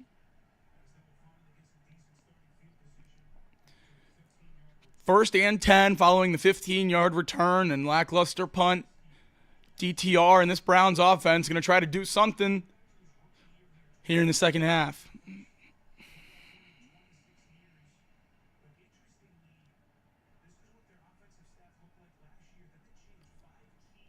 Complete coaching turnover for this Browns offense this offseason.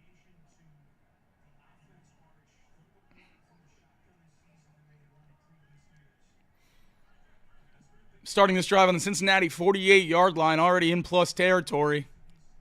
DTR in the shotgun. Drops back to pass. Good pressure by Hendrickson. Makes this a very hard play.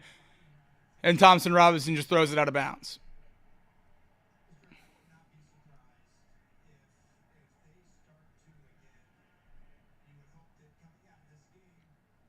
Second and 10, 4:45 to go. Stefanski trying to work something up with his young quarterback. They have been in shotgun nearly 80% of their snaps this season. 79% of Browns' offensive snaps have been in shotgun. Unbelievable. Dolce, no. DTR is not a rookie. This is his second year, but not many starts under his belt, more or less. Treat him like a rookie when it comes to expectations. Great tackle by Cam Taylor-Britt to chop down Cedric Tillman on the quick pass. It's going to be third down.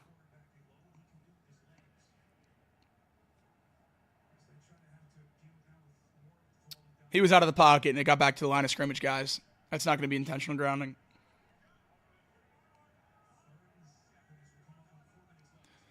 DTR drops back. He's going to fire deep.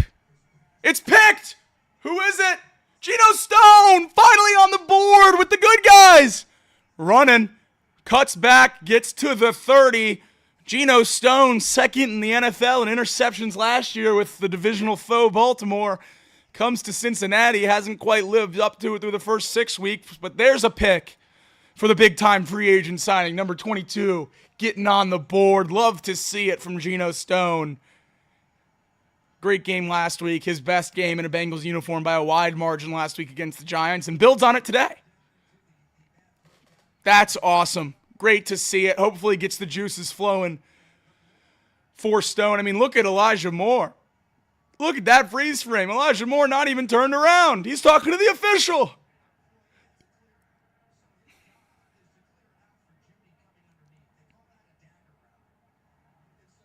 On the 30 for the Bengals offense.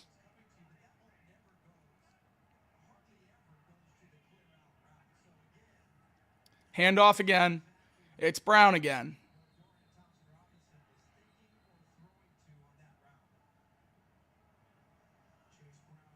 Under 4 minutes to go.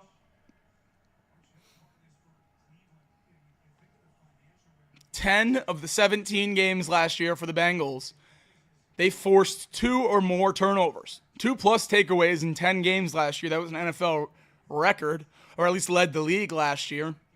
So far this week, or this year, through 7 games, they've done it twice.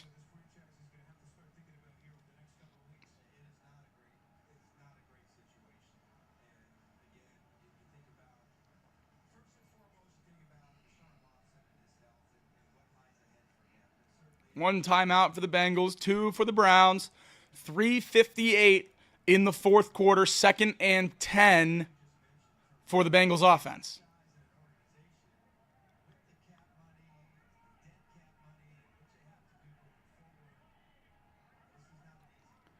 Burrow in shotgun with a triangle of fullbacks and running backs behind him. It's a handoff to Brown, who gets swallowed by Myles Garrett. Just so much strength does 95 have. Able to just reach out and envelop Brown right at the line of scrimmage. 3rd and 12 now for the Bengals.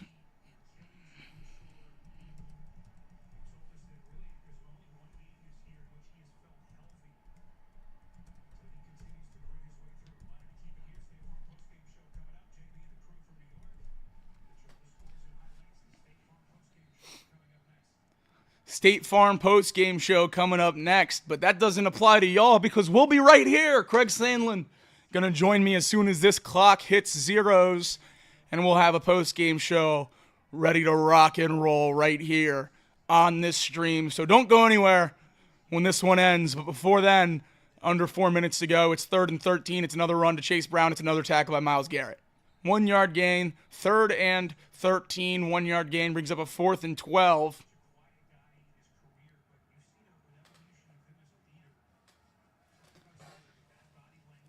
.348 before this 4th and 12. Another timeout by the Browns. Their last timeout of the game.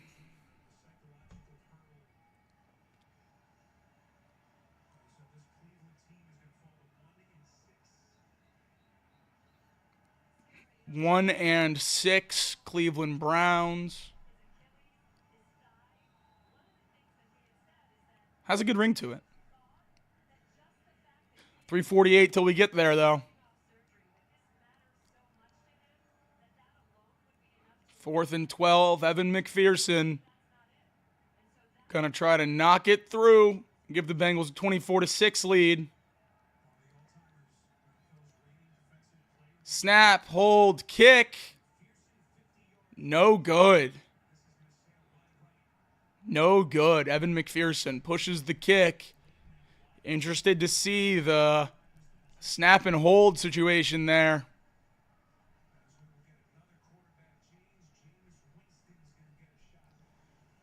Jameis Winston in the game now for the Browns. I was under the impression that he was inactive today.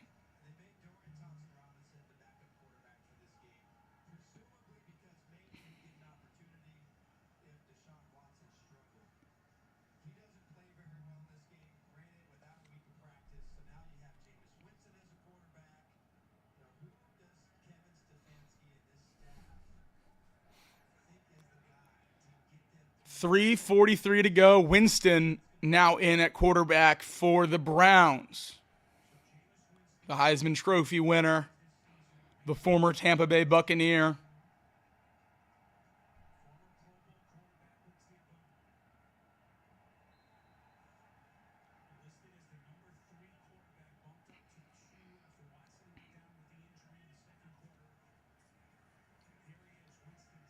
Batted down by Hendrickson. Great play to knock that one down. 2nd and 10 now for the Browns. Hendrickson have a day.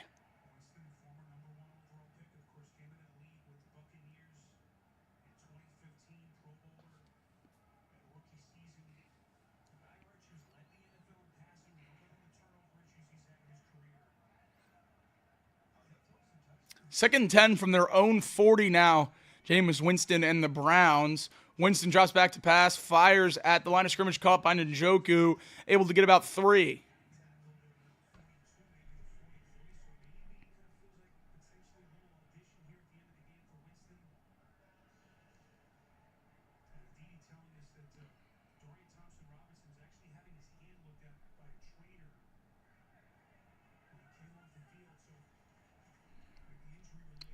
Fired by Winston, caught, and it's Jeudy for the first time today. First target, first catch for Jerry Jeudy, the big offseason signing for the Browns.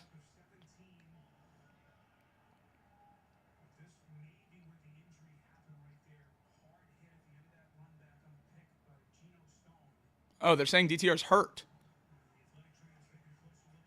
Incomplete pass intended for Jeudy again. Back-to-back targets for Jeudy now with Winston in the game. Neither of the other quarterbacks had looked his way.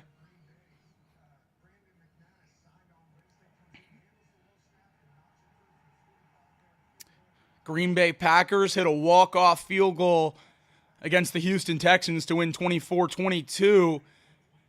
And just week 7 here in the NFL, and always early to be scoreboard watching, but always positive to see AFC teams lose when we're fighting for the wild card. I know the Texans probably a division champ more likely than not. Still, always good to see an NFC team get a win. That ball dropped by Jerry Jeudy.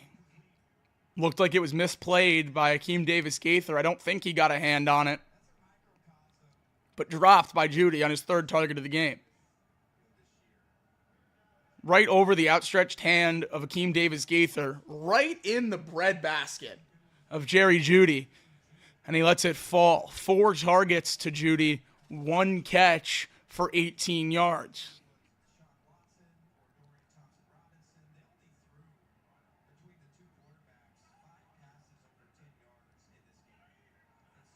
That was offsides. Both tackles. Offsides on both tackles.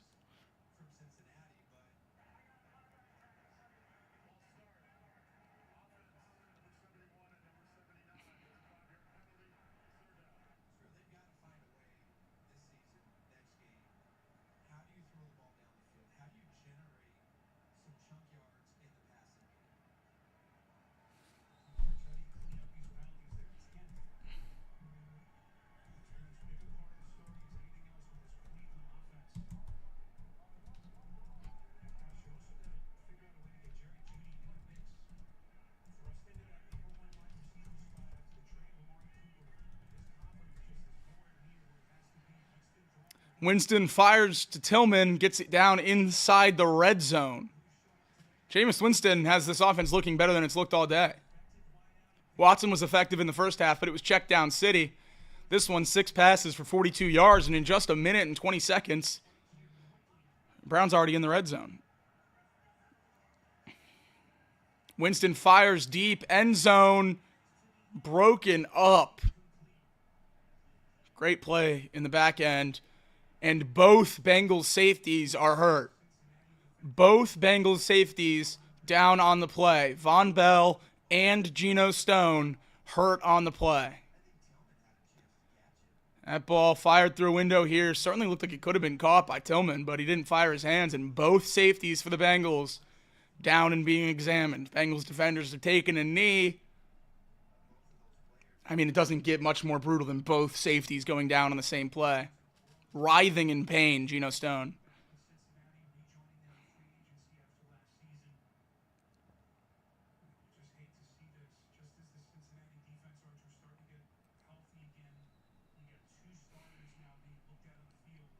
Von Bell up and walking off on his own power.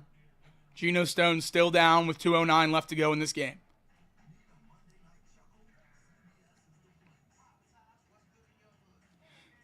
Just finally starting to come into their own a little bit was this defense, namely the secondary. And then to lose 2 guys like that.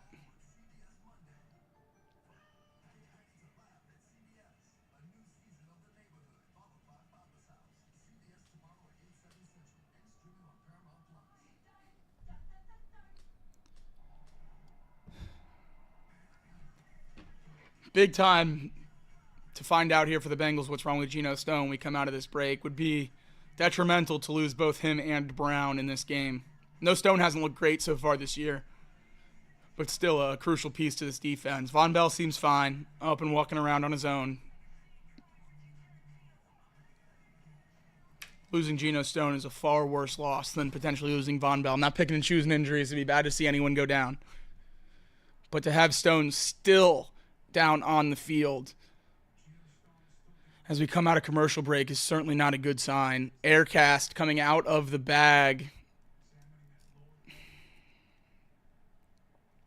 Stone just launches into Bell, and you see that leg, that right leg seemingly bend around. Looks like a broken leg to me. Yet again, not a doctor, but I don't think your shin bone is supposed to bend like that, and it looked like Stone did.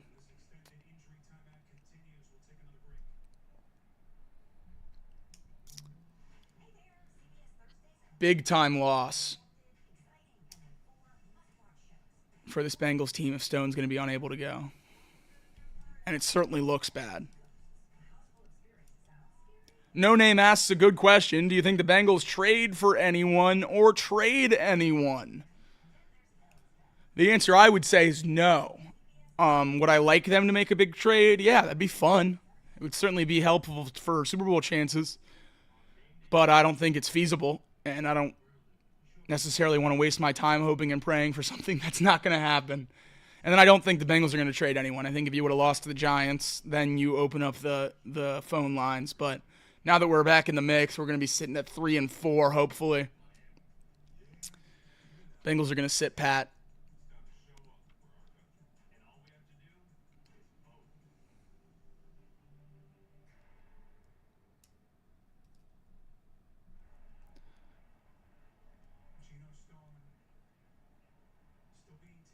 Stone now on the cart. Aircast is on that left leg. Towel over his head.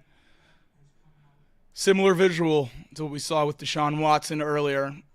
Not good for the Bengals defense. Not good for Geno Stone. Prayers up to 22 and his family for a speedy recovery for what looks like a pretty gruesome lower body injury. The drive after getting your first interception in a Bengals uniform, you go down with a leg injury that looks like it's going to keep you out for an extended period of time. Heartbreaking for Stone, heartbreaking for Bengals fans who were finally starting to see what he was supposed to be. 2nd and 10 now for the Browns in the red zone. Bengals now without Geno Stone as Jordan Battle steps in. Battle, one of the highest graded safeties in the league last year as a rookie. Haven't seen much of him so far this year. It's a very young secondary now. Winston fires to the end zone, incomplete, intended for Judy. 3rd and 10 now. 4 seconds till the 2-minute warning.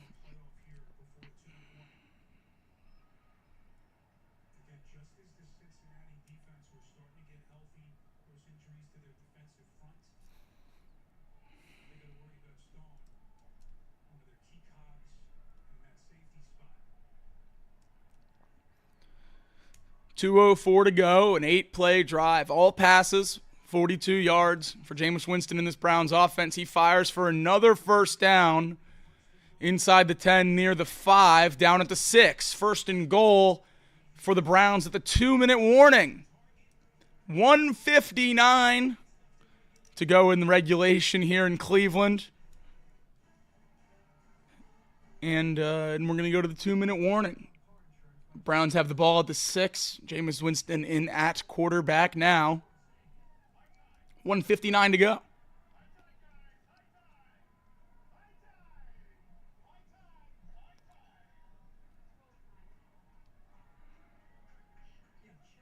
Been lucky enough to never break my leg, but in the chat, I think people with some experience talking about how poor that injury is, how painful it is, how tough the recovery is. Certainly not pretty. Hoping for the best.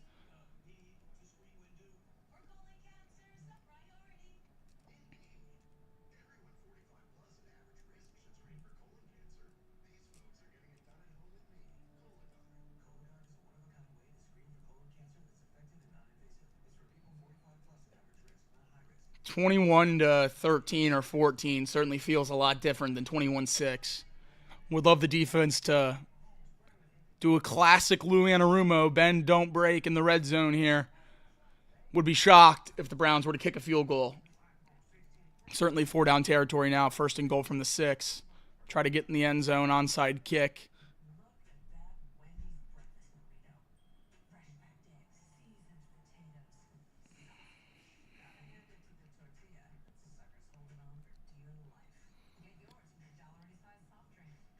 Likes on the stream for a goal line stop here. 1st and goal from the 6. We're at 148 likes. Just 2 away from 150. If we can get that sucker all the way up, get those likes up, Bengals D is going to get a stop here.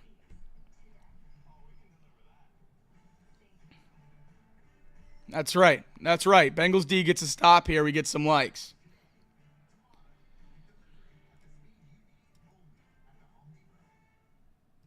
Dolce with a great point. I want to see where the Fire Lou crowd is. Pretty quiet when we're healthy. Interesting. Interesting. First and goal from the 6 now. Coming out of the 2-minute warning. Von Bell back on the field. Good sign for this Bengals defense.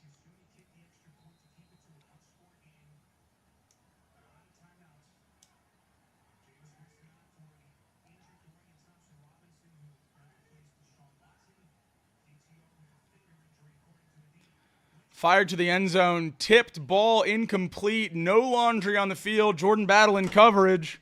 Second and goal now for the Browns.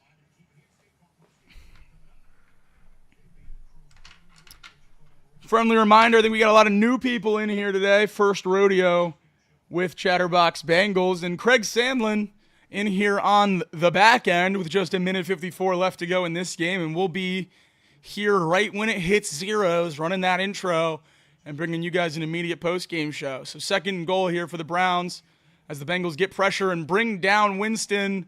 That's Hendrickson again. What a difference maker he is.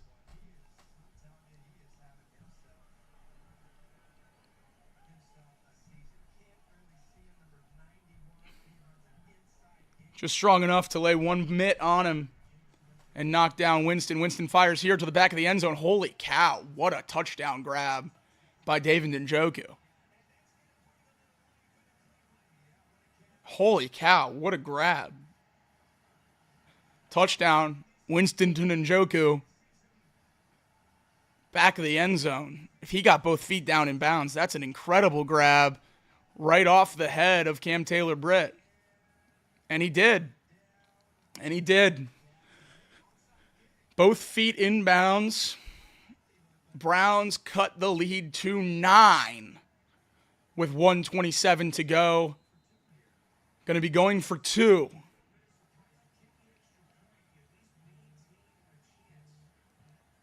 (21-12) here. Jameis Winston in the shotgun as the Browns go for 2. Motion Njoku. It's a pass and a wide open Cedric Tillman cuts this to a 7-point lead. 21-14 now. Bengals lead the Browns by 7 with 1:27 to go in this game. Browns are going to try an onside kick here. Obviously no surprise factor anymore since you have to announce it, but in this scenario, it would have never surprised you because they have no choice. No timeouts left for the Browns. Down 7 with about 90 seconds to play. Oh boy, this just got interesting, folks. This just got interesting.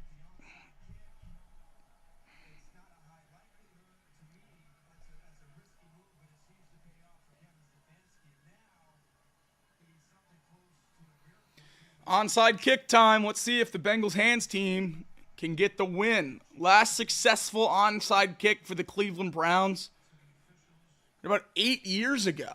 10-16-2016. Last successful onside kick for Cleveland. Unbelievable grab by Njoku, I know. That's not what we all want to hear right now, but man.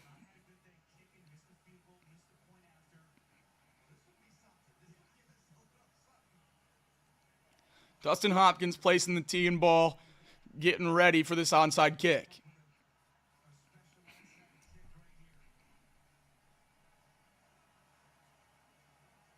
Oh boy. Oh boy.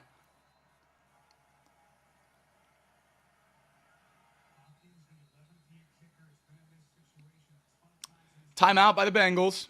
Make sure you have everything taken care of. Everyone in the right spot. Everyone knows their job. Everyone knows the plan.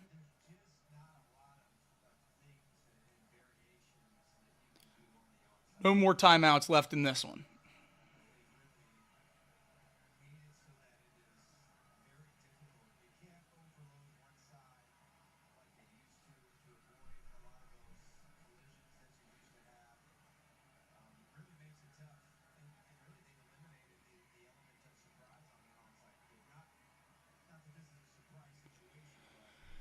Oh, man. I didn't think we were going to have to sweat this one this far down the wire. 1:27 left, onside kick. Bengals recover it. We go home with a win. Browns recover it. We got to sweat a Jameis Winston game-tying drive.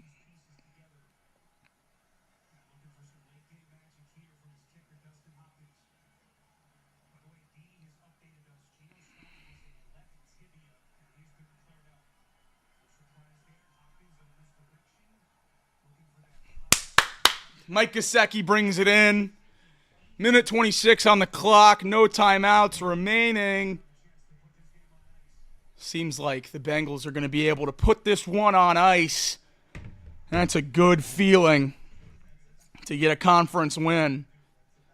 Man, that got a little more nerve-wracking than it needed to be down the stretch, but we're here and we're on top. Minute 26 left. Certainly something could go wrong, but hopefully not.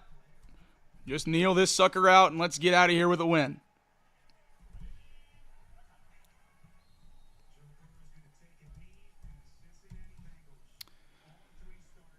Going to have to take another one, but the Bengals are going to get out of here with a win. 3-4 overall, 1-1 in the division. Bengals continue to try to claw back to some kind of playoff relevance. Big one tonight, Steelers and Jets, two teams that are certainly going to be battling for those wild card spots.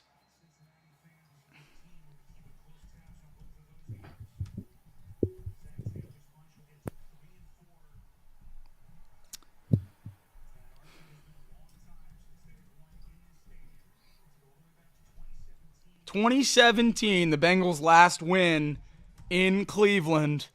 Joe Burrow picks up the first of his career against the divisional foe. And the Bengals take care of business, get their first win in the AFC. And we're going to do what we always do. Craig Sandlin here to take you through the postgame. Puts it right around Huntley. He reaches. Oh, that ball's out. That's live. Back the other way. Sam Hubbard, the Cincinnati Kid. Hubbard's got a convoy. Chased by Andrews. At the 30, the 20. He will score. To the end zone. Down the field. And it is deflected. And gone. Touchdown. A.J. Green. Back to throw. Men are coming late. Looks right down the middle. There's Eddie Brown. He has it at the 35 to the 30. He may go 10-5. Touchdown. Now the Bengals Super Bowl chances rest on his right foot. The kick is up. It is good.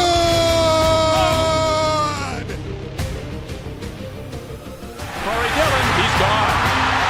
The knockout punch. You're looking at it. 65 yards.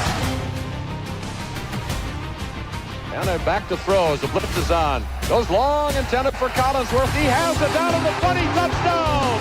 And Chris Collinsworth. Throwing the long ball. Deep down the field. Chad Johnson's got it. Touchdown, Cincinnati. Look at Chase go. Oh my goodness, what a gear he just found. Chase for the touchdown. Wow, Chase is on the case. It is no fluke. It is a fact. The Cincinnati Bengals are headed to Super Bowl 56. The play clock at 3. Shotgun snap. Carr throws into traffic. Intercepted. Jermaine Pratt has the football. Yeah. Coffin nails. Bam, bam, bam. How about that?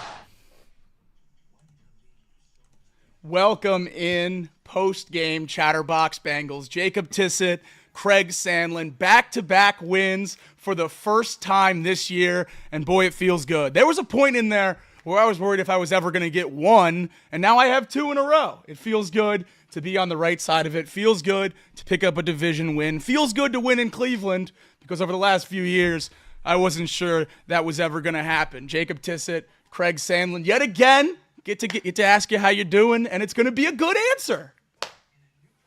You would think it would be a good answer. Don't let me down, Craig. I'm not nearly as excited as you are. Back-to-back wins against terrible teams, my guy. That's true. You're absolutely right. Good doing it. And so here we are, the Bengals, 14 points on offense this week when you take away the kick return. Obviously, last week against the Giants, offense didn't do a whole lot in that one either, only 17 points in that one, and that included a garbage touchdown that many debate whether or not it should have happened or not. Right. So right. back-to-back weeks where this offense can't really get it going. And quite frankly, a frustrating piece that we'll talk about later is that in moments where you have to try and put a ball game away, Zach Taylor's offense unable to really do it, control the ball with limited time on the clock, just not looking great on offense. The one shining piece that we'll talk about, obviously, the defense looked good again. It's doing it against pretty bad offenses, so I don't really know what to make of it. We'll find out more against this defense and how good they really are next week when we go up against the Philadelphia Eagles. But for today, we have what they call a winning streak, Jacob. That's right. And that in itself feels good. And the Bengals box score yet again, not really as exciting as you tend to expect in a win with this team. We're used to gaudy offensive numbers when the Bengals come out on top. And yet again today, just not the best game from Joe Burrow, 181 yards, 2 touchdowns, 15 of 25 throwing the football, but enough to get the win, and that's all that matters. 15 carries for Chase Brown, really a stranglehold on that running back 1 position. We had that debate show after show, week after week here at the start of this season, and I think it's completely out the window now. 15 carries for him, just 6 for Zach Moss. That's 7 yards, not a great representation of what Moss was able to do today, because he did provide 3 catches for 33 yards in the receiving game as well. Both running backs, crucial pieces to this offense. Jamar Chase able to get it done both in the air and on the ground. 5 catches for 55 yards and a touchdown, and 1 carry for 11 yards, which made him the Bengals' second leading rusher. T. Higgins, 4 catches for 82 yards and a touchdown, able to get the job done when it was needed. There was a point there at the beginning, obviously, Charlie Jones opening touchdown, juices were flowing yet again. An early play to think, hey, all right, maybe this team's just going to roll. Maybe this is going to be the game where everything clicks. And then couldn't be further from that in the first half. Bailouts by Dustin Hopkins with a missed extra point and a missed field goal gave the Bengals a halftime lead. When I got the joy of talking to Chatterbox resident Browns fan, Justin Kinner, and that's what the second line on this J-Bar is. Before we really get into what went on in the game today, I think something that's really important to touch on is here at Chatterbox, we keep receipts, especially with the other people in the office. And Justin Kinner sat up on his desk hosting off the bench as he does every Monday through Friday, 10 to noon. And he guaranteed a Browns win. Big G, guarantee, Craig. What happens when your guarantees don't come through? You get reminded of them. And that's how we're starting this show off. I'm reminding Justin Kinner that he guaranteed a win, and they didn't come through. So thought that was important to get out there. We clipped it up. We got it out there right before the game started, so everyone knew which side he was on, and the Bengals able to pull out the win. Really couldn't feel much better. No conference wins going into this, and we're able to pick one up. Keeps us relevant. No one cares how the wins and losses come when you get to the end of the season, now sitting at 3-4. This team has a little bit of life. If you look at the standings, it's not completely laughable like when they were 1-4 or even, two wins this week, still looking at the bottom of the standings. Now 3-4, it's a record that you can spin into an attackable way to get to a point where you're actually competitive. 3-4, you win 2 games, you're a game over 500, boom, we're back. It's not the 3-4-5 game win streak that we were talking about before. I think that's why this win is so big. And regardless of how good the Browns are, or I guess I should say how bad the Browns are, and Watson getting hurt early in the game and playing Dorian Thompson-Robinson, and obviously all those things come into the win and why it wasn't the prettiest win or something to even get too excited about. But that's a team in a location that the Bengals don't get the job done at. They don't beat the Browns and they don't win in Cleveland. And today they were able to do both without really superhero game from Joe Burrow or Jamar Chase or T. Higgins or anything along those lines. It was kind of just the team doing what the team needed to do to get a win. And that's why, again, after the Giants game, I'm reassured because 2 weeks ago, these aren't games I think the Bengals win. Yeah, and look, we went into the last 2 weeks and we talked about how the Bengals really just needed to put a stamp on the next 2 games and really come out. And I felt like the defense really has shown that they have stepped up, and the defensive front line is a big piece of that. We saw it again today with a healthy front line. They can get pressure on this quarterback. They did it today several times. Deshaun Watson, Dorian Thompson-Robinson, And then again, Jameis Winston at the end. All game long, they were pressuring. And again, when you can do that, we talked about it last week. We talked about it during the week. We'll talk about it, I'm sure, again later. Is that when you get pressure on the quarterback, it takes a lot of that pressure off of your secondary that the secondary had been feeling early on this season. And so that's the biggest point that continues to be a shining point for me as we talk about this defense, is that this defense isn't the same defense that we had for the first 4 weeks. And while they're doing this against not great offenses, they're still doing it with a now healthy front line. And that ultimately has been the Achilles heel. Sorry for bringing that up this week, but that's been the Achilles heel of this defense, is that the front four outside of Trey Hendrickson wasn't doing anything. And so now you get Sheldon Rankins back. You've got Miles Murphy back. You've got all these guys, BJ Hill, who are playing up to snuff on this defensive line, taking a lot of that pressure off of the secondary. And so I do feel a little bit more confident about that. Obviously tough to see Geno Stone go down today. We'll talk about that later as well. But again, it just, this is a bad Browns offense that you shouldn't allow to score a whole lot. Right. And, to be fair, this is the other piece I want to point out, is that this is back-to-back weeks now where this defense has had pass interference in the end zone that has led to a touchdown. And when you go up against good teams, you can't have that. So that's right. Still learning opportunities, still, a chance to continue to get better, but overall, optimistic about the direction that this defense is going in right now. Yeah, and I think a lot of people in our chat right now sharing the same sentiment you have, where we just beat the Giants and the Browns. Let's not get too excited. Sean Connor said, just a simple case where a superior team with a superior roster wins the football game. You're absolutely right, and that's true. But how many times have we seen the same team and same roster lose to teams that are inferior on paper, or at least, just not get the win? I mean, we look back at this Patriots game. Patriots are the worst team in the league. They made a switch to Drake May, and they looked better, and they're still the worst team in the league. We lost to Jacoby Brissett at home. You can't tell me any position on the Patriots is better than the Bengals on paper, and that's what we're talking about right here, on paper.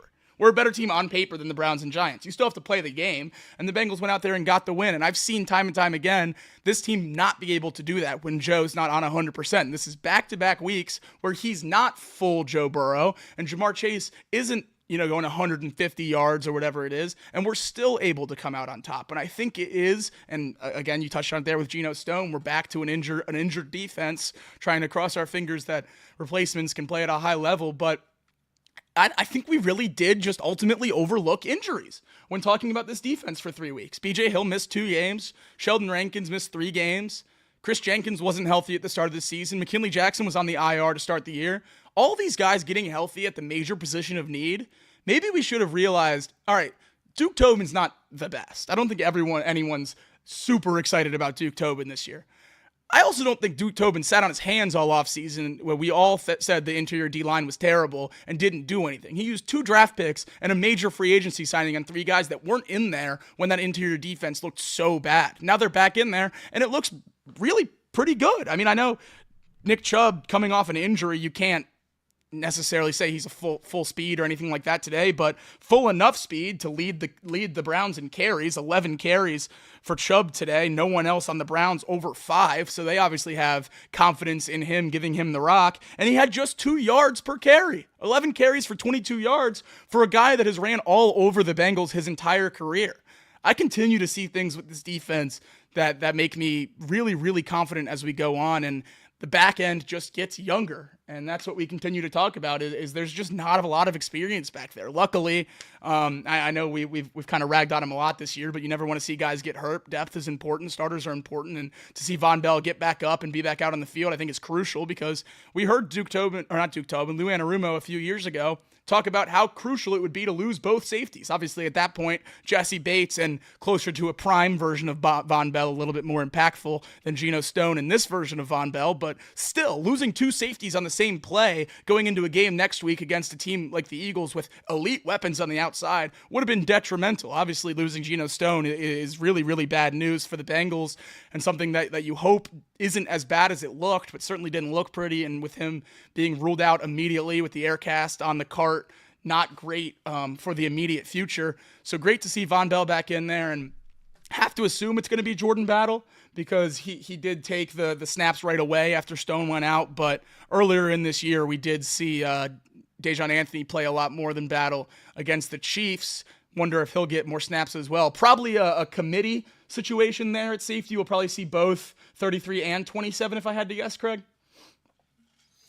Yeah, and I mean, I think Josh Newton actually got some snaps at strong safety today as well. So I think it'll be situational. We've seen them go situational a little bit over the last couple of weeks as it was. And so I do think that that'll be something that this Bengals team will have to figure out. Is Logan or Jordan Battle ready to step up and play significant snaps? Or are they going to need to go, by committee based on situation? I guess we will find out. You've been pining for Jordan Battle all year. So, I know. This isn't how I wanted to get him. This is not how I wanted to get him. Don't want to have it happen this way, but this is a guy who ranked second in the NFL against the run last year. And it's coming for a team that has, over the course of this year, really struggled against the run. Coming into today, I think they were ranked 26th in the NFL against the run. And so, it definitely has the opportunity to be a net positive overall. You'll potentially miss some coverage on the back end, though, which will be interesting to kind of see as they face a quarterback in Jalen Hurts next week and what that means for this defense. But one other guy I wanted to call out that kept jumping out to me when I was watching the game, I don't know about you, is Joseph Asai. Felt like he had his best game of the year today. PFF grades came out already. Joseph Asai 68.0 against the run today. Certainly a big improvement for a guy who we've talked about time and time again, needed to step up and needed to get better. And he seemed like he did that today. Yeah, another guy on defense that really jumped out to me today was Jermaine Pratt. Seemed to be everywhere on the field, really filling holes and making plays behind the line of scrimmage more often than not. It was 13 tackles today for Pratt, and 10 of those were solo. That's a great play by an off-ball linebacker, really just being all over the field. Anytime you get up to a double-digit level of solo tackles, you had a crazy good day. Logan Wilson, 10 tackles as well, 6 of those solo. Still putting himself in a good spot to lead the league in tackles, second coming into this week. So good play by those linebackers. It's been an up-and-down year for those two guys that we've already locked up long-term, two guys that are unquestioned leaders of this defense, and certainly nice to see them playing a little bit better football right now. Crucial as we continue to lose guys in the back end and the defensive line plays better. If those two guys in the middle can take a step and get back to, and we say it all the time, it sounds like a broken record if you go back and watch the other shows because we say it every time, but if they can get back to what we thought they were going to get to, or the way they were trending when we offered those contract extensions, when we locked up Pratt and Wilson, if they can get back to that point, then it's not going to be nearly as big of a deal to lose a Dax Hill and a Geno Stone, because you're going to have a much more impactful defensive line now that they're healthy and making a difference. I mean, we've already seen how great not that he wasn't great before, but how great Trey Hendrickson is now that not everyone can just key in on him. You have to respect BJ Hill. You have to respect Sheldon Rankins. Miles Murphy's made a couple big-time plays. A PBU today and a seatbelt celebration for the first-round D lineman. That was a lot of fun. That was fun to see. So I think just generally with the Bengals defense now, the whole thing we said through the first 3 weeks was just be average. If you get to league average, I think this team can win a lot of games. And then now the defense seems to have gotten to even better than average, and the offense has disappeared, and that's kind of what I want to take it to next.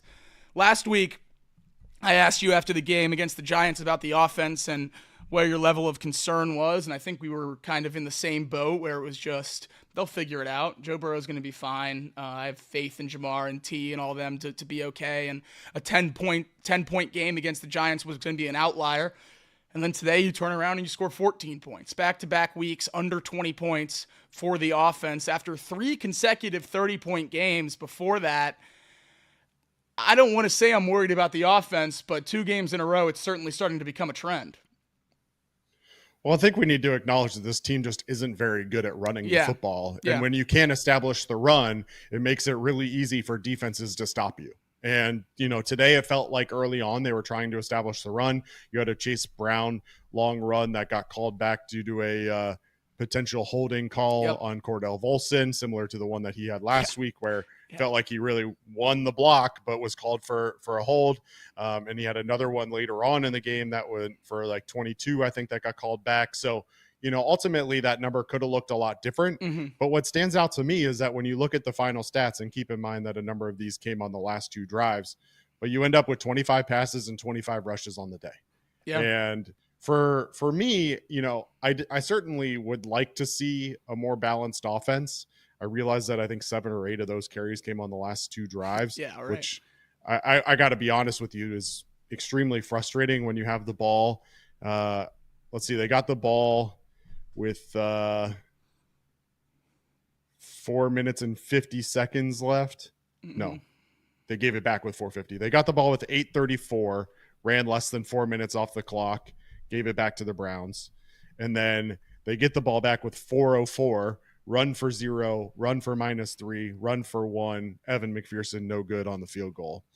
So those 2 drives right there where you have a chance to really just eat a bunch of clock, put the game away, you would certainly expect you to run the ball. And they did it 1, 2, 3, 4, 5, 6, 7, 8 times on that last 2 drives. So, it would be nice for them to be able to just milk a clock every once in a while. It doesn't feel like they, it's weird because I'm gonna say one thing and then I'm gonna say the other. Like, I want them to put a dagger in the Browns in that scenario. And if you're not going to put the dagger in the Browns, then that's fine. But you have to be able to pick up a first down. Right. And they didn't do either one of them. Yeah. And so, it's just frustrating time and time again to see this Bengals offense kind of sputter when it has an opportunity to put teams away. This game started with a bang. Charlie Jones returns the opening kickoff for a touchdown. The Browns go 3 and out, and you're like, all right, here we go. Time to really just put the pedal to the metal and knock the Browns out. And what happens? The Bengals go 3 and out on their next drive too. So just overall, I'm not loving what I'm seeing from the offense right now. Certainly recognize that Burrow probably missed Mike Gesicki there on that second drive, had him for a first down. But it still comes back to the same old story where this Bengals offense, when needed, just doesn't have what it takes to really put teams away. And that's one thing when you're going up against trash teams like the Giants and the Browns. But when you're playing your quality divisional opponents like the Ravens and like maybe the Steelers and the Eagles next week, and the list goes on and on. They've got the Chargers, they've got the Steelers, the Cowboys. They're going to have tight games that they're going to need to be able to put away. And right now it doesn't feel like they have that ability to just put the game away when it matters. These last 2 weeks, like you said, the inability to put it away with the lead has made me kind of look back and see that maybe there could have been signs of this earlier in the season when we weren't willing to blame the offense at all, when we were completely focused on the defense. And notably, I'm talking about the Chiefs and Ravens game, because at the end of both of those games, there was also an opportunity for the offense to put it away. In the Chiefs game, having already scored 25 points, and the Ravens game scoring 38 in regulation, there was really no place for anger at the offense or really discussion about the offense. It was all about the defense and what needed to be fixed to get this team back to a championship contender level, because it looked like the offense was there, but at the end of the games, they weren't able to get the job done then either. And we're seeing it happen again at the end of these closer games against worse teams that we're playing. It's still the same kind of thing. It feels like Chase Brown's a really, really good running back, and I love having him in our offense. He's incredibly explosive. I think he's doing great things with the ball in his hands. It feels like as soon as teams know he's going to run, he's borderline useless. Stacked boxes, Zach Moss is the only one that gets a yard or two after contact and falls through. I mean, Chase Brown sometimes can reverse it and bounce out and find open space. Sure, I've seen it time and time again for sure. But it feels like on running downs, Chase Brown is not a guy for it. And he's been great this year.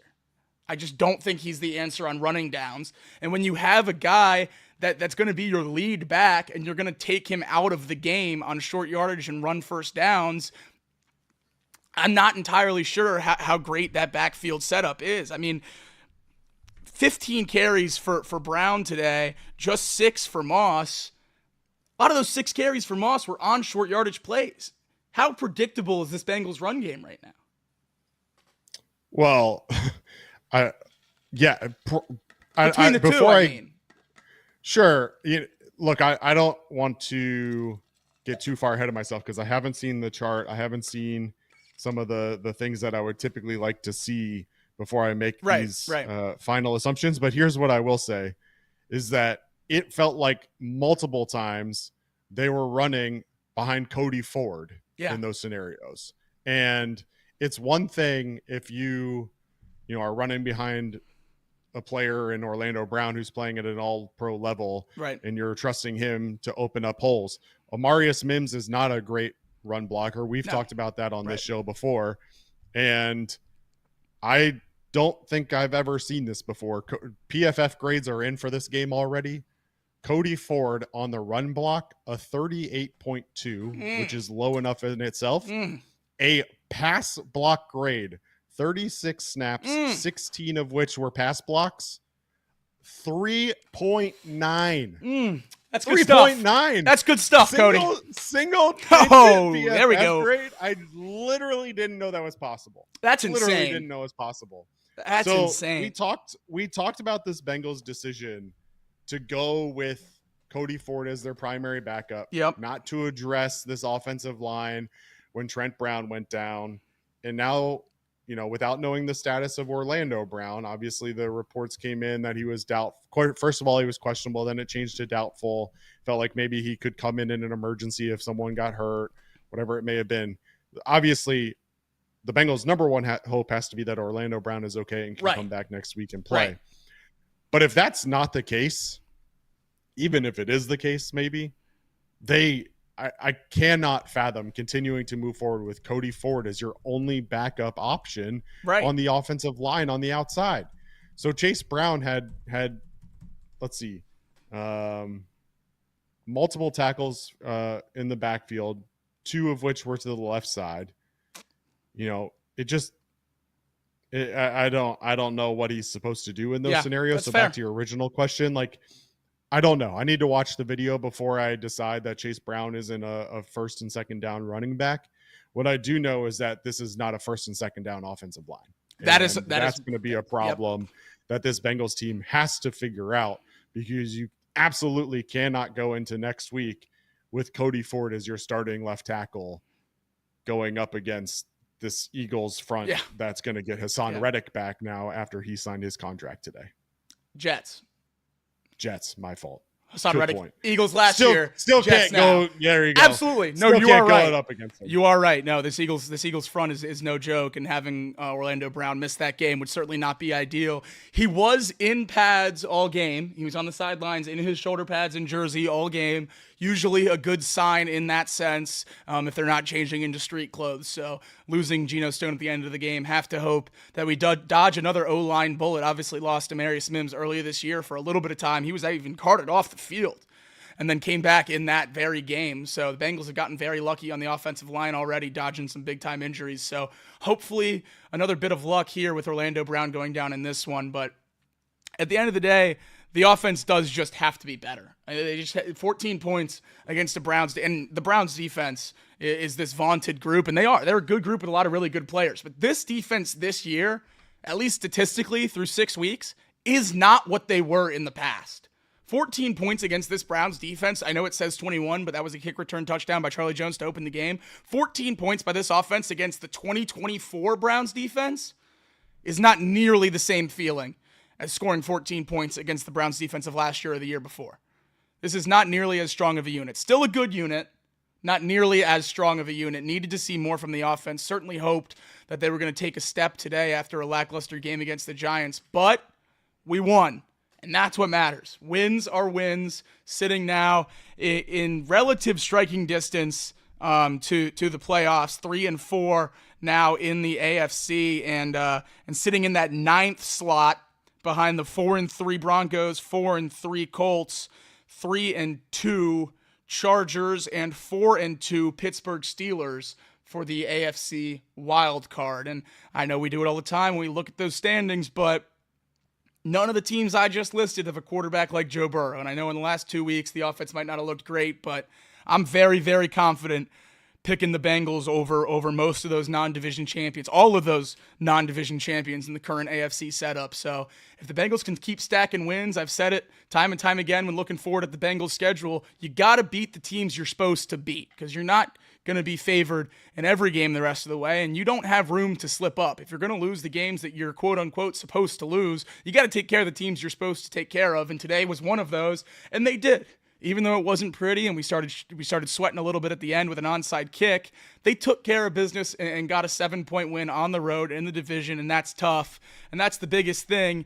1-1 now in the AFC North. The AFC North has plagued the Bengals seemingly for a while now. Obviously back-to-back division champions a few years ago, but last year not pretty in the North, and something that a lot of fans were focused on this year. Have to take care of business against the division rivals. Fell in overtime to the Ravens earlier this year. How important is picking up this win in Cleveland, not just to get back into the playoff hunt, but to try to shift the tide of this interstate rivalry and kind of just how AFC North games had started to be going for us?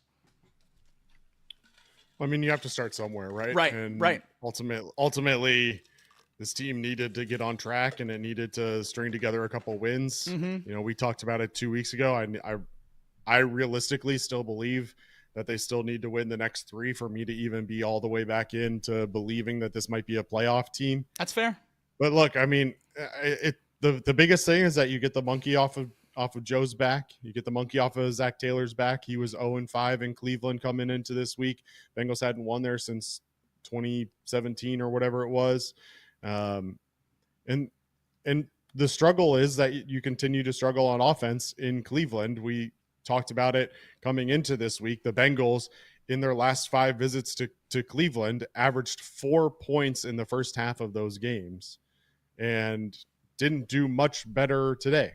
Right. 0 for 6 on third down conversions in the first half, and just didn't play very well. Now, how much of that is mental and how much of that is just, you know, the matchup doesn't play well for Cincinnati? I don't know. But you've got the monkey off of your back now, and you've got an opportunity to go hopefully on a little bit of a run, and you get the Eagles at home in what is shaping up to be one of the biggest games of the stretch. And, you know, I mean, you've got a big crowd that'll be on hand. I believe it's a whiteout. So, you know, let's hope that the jungle is rocking and that the Bengals can use that.